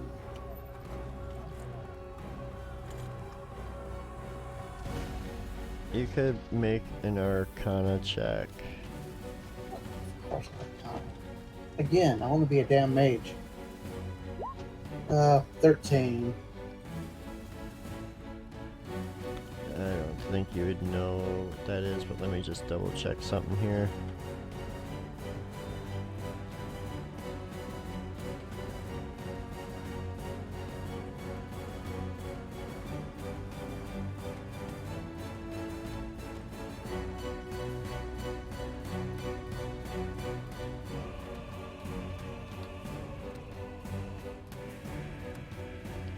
Yeah, one sector.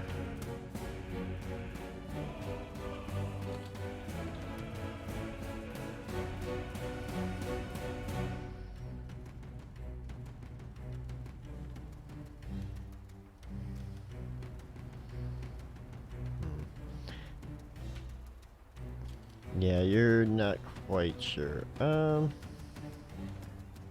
But you would recognize, like, these are like spell components. Yeah.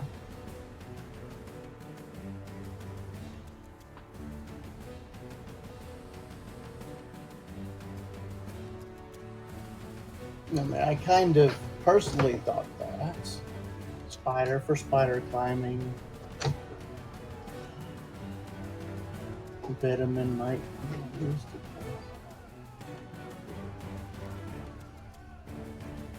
to. Okay. Checking underneath his bed.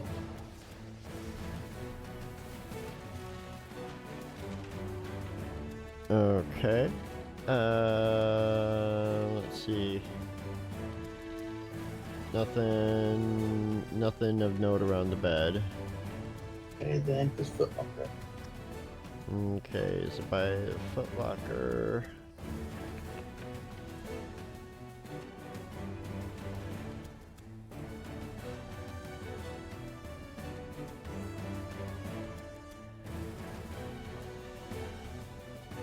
Okay.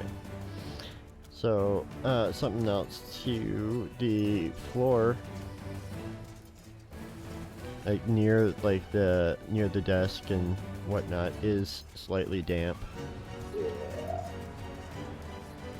And let's see. What are you looking at? Yeah, the footlocker.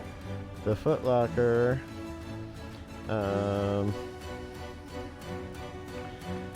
Sorry, they've got this like kind of all over the place. The footlocker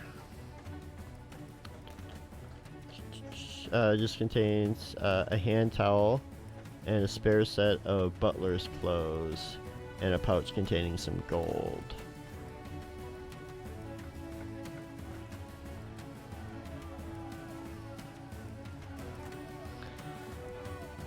The hand towel is slightly damp.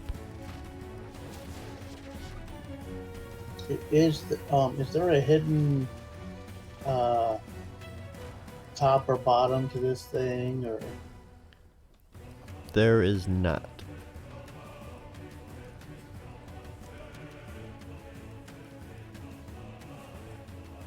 and came here to look for food. Alrighty, thank you so much. And I start walking by him. Oh, I'm so sorry.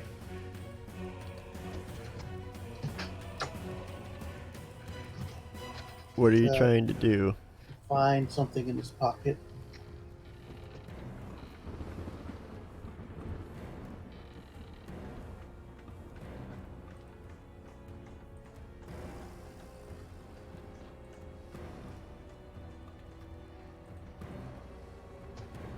So he was poisoning the father.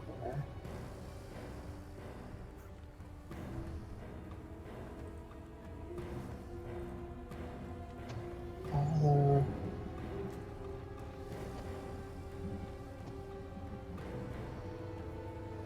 Darkness was cast.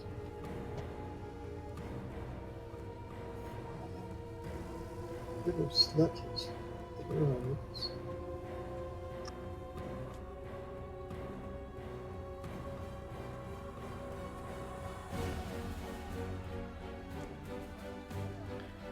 Alright, so you managed to pull a normal iron dagger off of him without anyone noticing.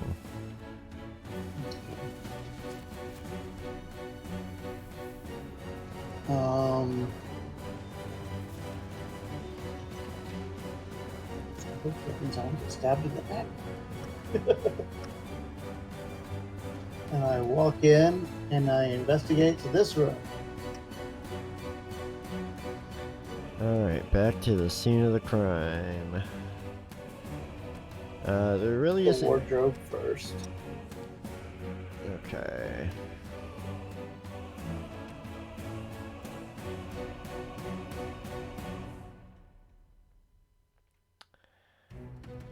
The wardrobe contains spare clothes for both Anders and Carmilla. The room contains large double bed, a rug, a desk, a footlocker, and the wardrobe. Go to the desk. The desk has some notes and records regarding the Salmore Fishing Company that Anders had been going over.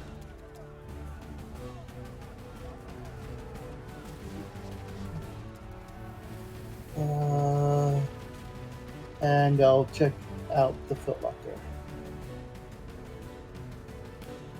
The footlocker contains a jewelry / makeup box, which is locked.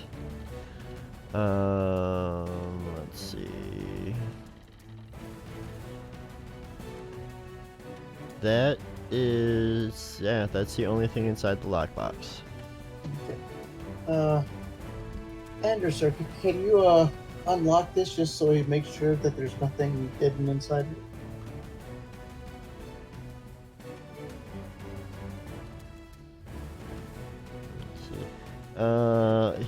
Let's see. Anders doesn't know the combination.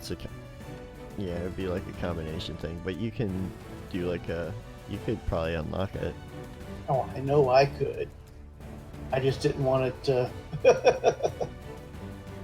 I'm going to roll my thieves to thing to do it, but I'm gonna be like,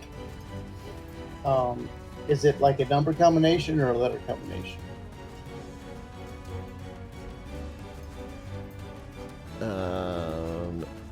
I don't know. It doesn't really matter the combination. I don't have a word. It's numbers. We'll go with numbers. And thank you, Moose, for stopping in. We appreciate you. Moose, moose. We got a murder mystery going down, and our protagonist appears to be unraveling some clues. Well, let's see here. She probably uses these. I start going up with some, just throwing stuff out, and I asking them like, what, what's her birth date? So just using just coming up with other things just to make it look like I'm not doing it the thievery-ish. Sure. Ooh, I didn't know very well. If you give me advantage for them giving me numbers and stuff, then I did better. Yeah, we'll do that. And you do unlock the box. There is 500 gold worth of fine jewelry and makeup. Um, there is a letter. Yes. Yes. Um, a small dose of perfume. The letter. Mm-hmm. It's a love letter from Camilla to Muswa. Oh, close. It's a letter to Carmilla from Gellin. So Gellin had the letter from Carmilla, and now she's got the letter from him. And the letter from Gellin reads, Dearest Carmilla, Scared knows about us. The damn butler must have eyes on the back of his head. We were always so careful. Okiano only knows how he found out. And if he tells Anders, it's bad news for both of us. You don't need to worry. I have a plan. I'm going to take care of it. With love, Gellin. Oh, come off it. There's no way I wrote that. That's not even my handwriting.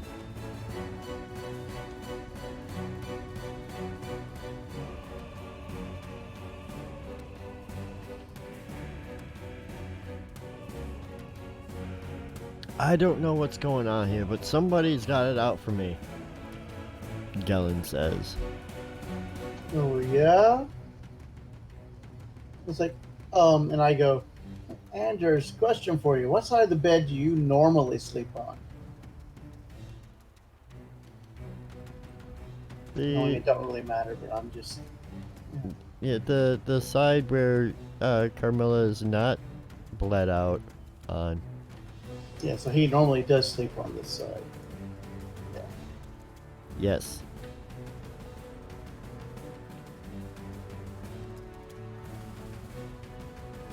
One, that's not very chivalrous of him.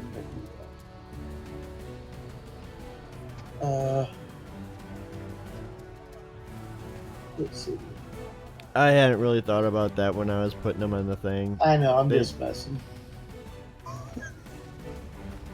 I have an idea of who's doing it now, but I'm not letting the butler know I'm 100% in, thinking it's him so far.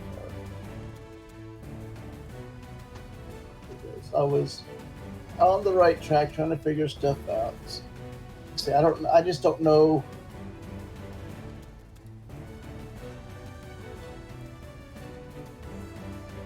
He's wet, so he went through, he killed her.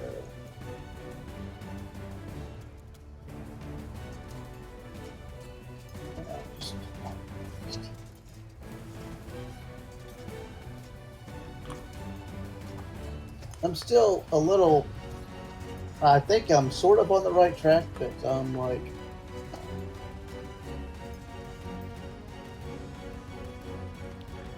Well, I think this might be a good time To stop, Yeah, just because you can kind of take the next week to kind of sort of parse through things and figure out how you want to approach the next step. Yeah. And it's getting a little bit late, so why don't we go ahead and wrap this for the evening. All right. Thank you so much for everyone who came and joined us on this adventure this evening. We so thoroughly enjoy having you here. It's always a pleasure. Oh, hey, Salt, I didn't even know you were here. Thank you for being here, everyone. and we're gonna raid out. So we'll go to our closing out screen, and then we will raid somebody, and Lewis will pick our victim. All right, thanks everyone. We love you. Have a good night.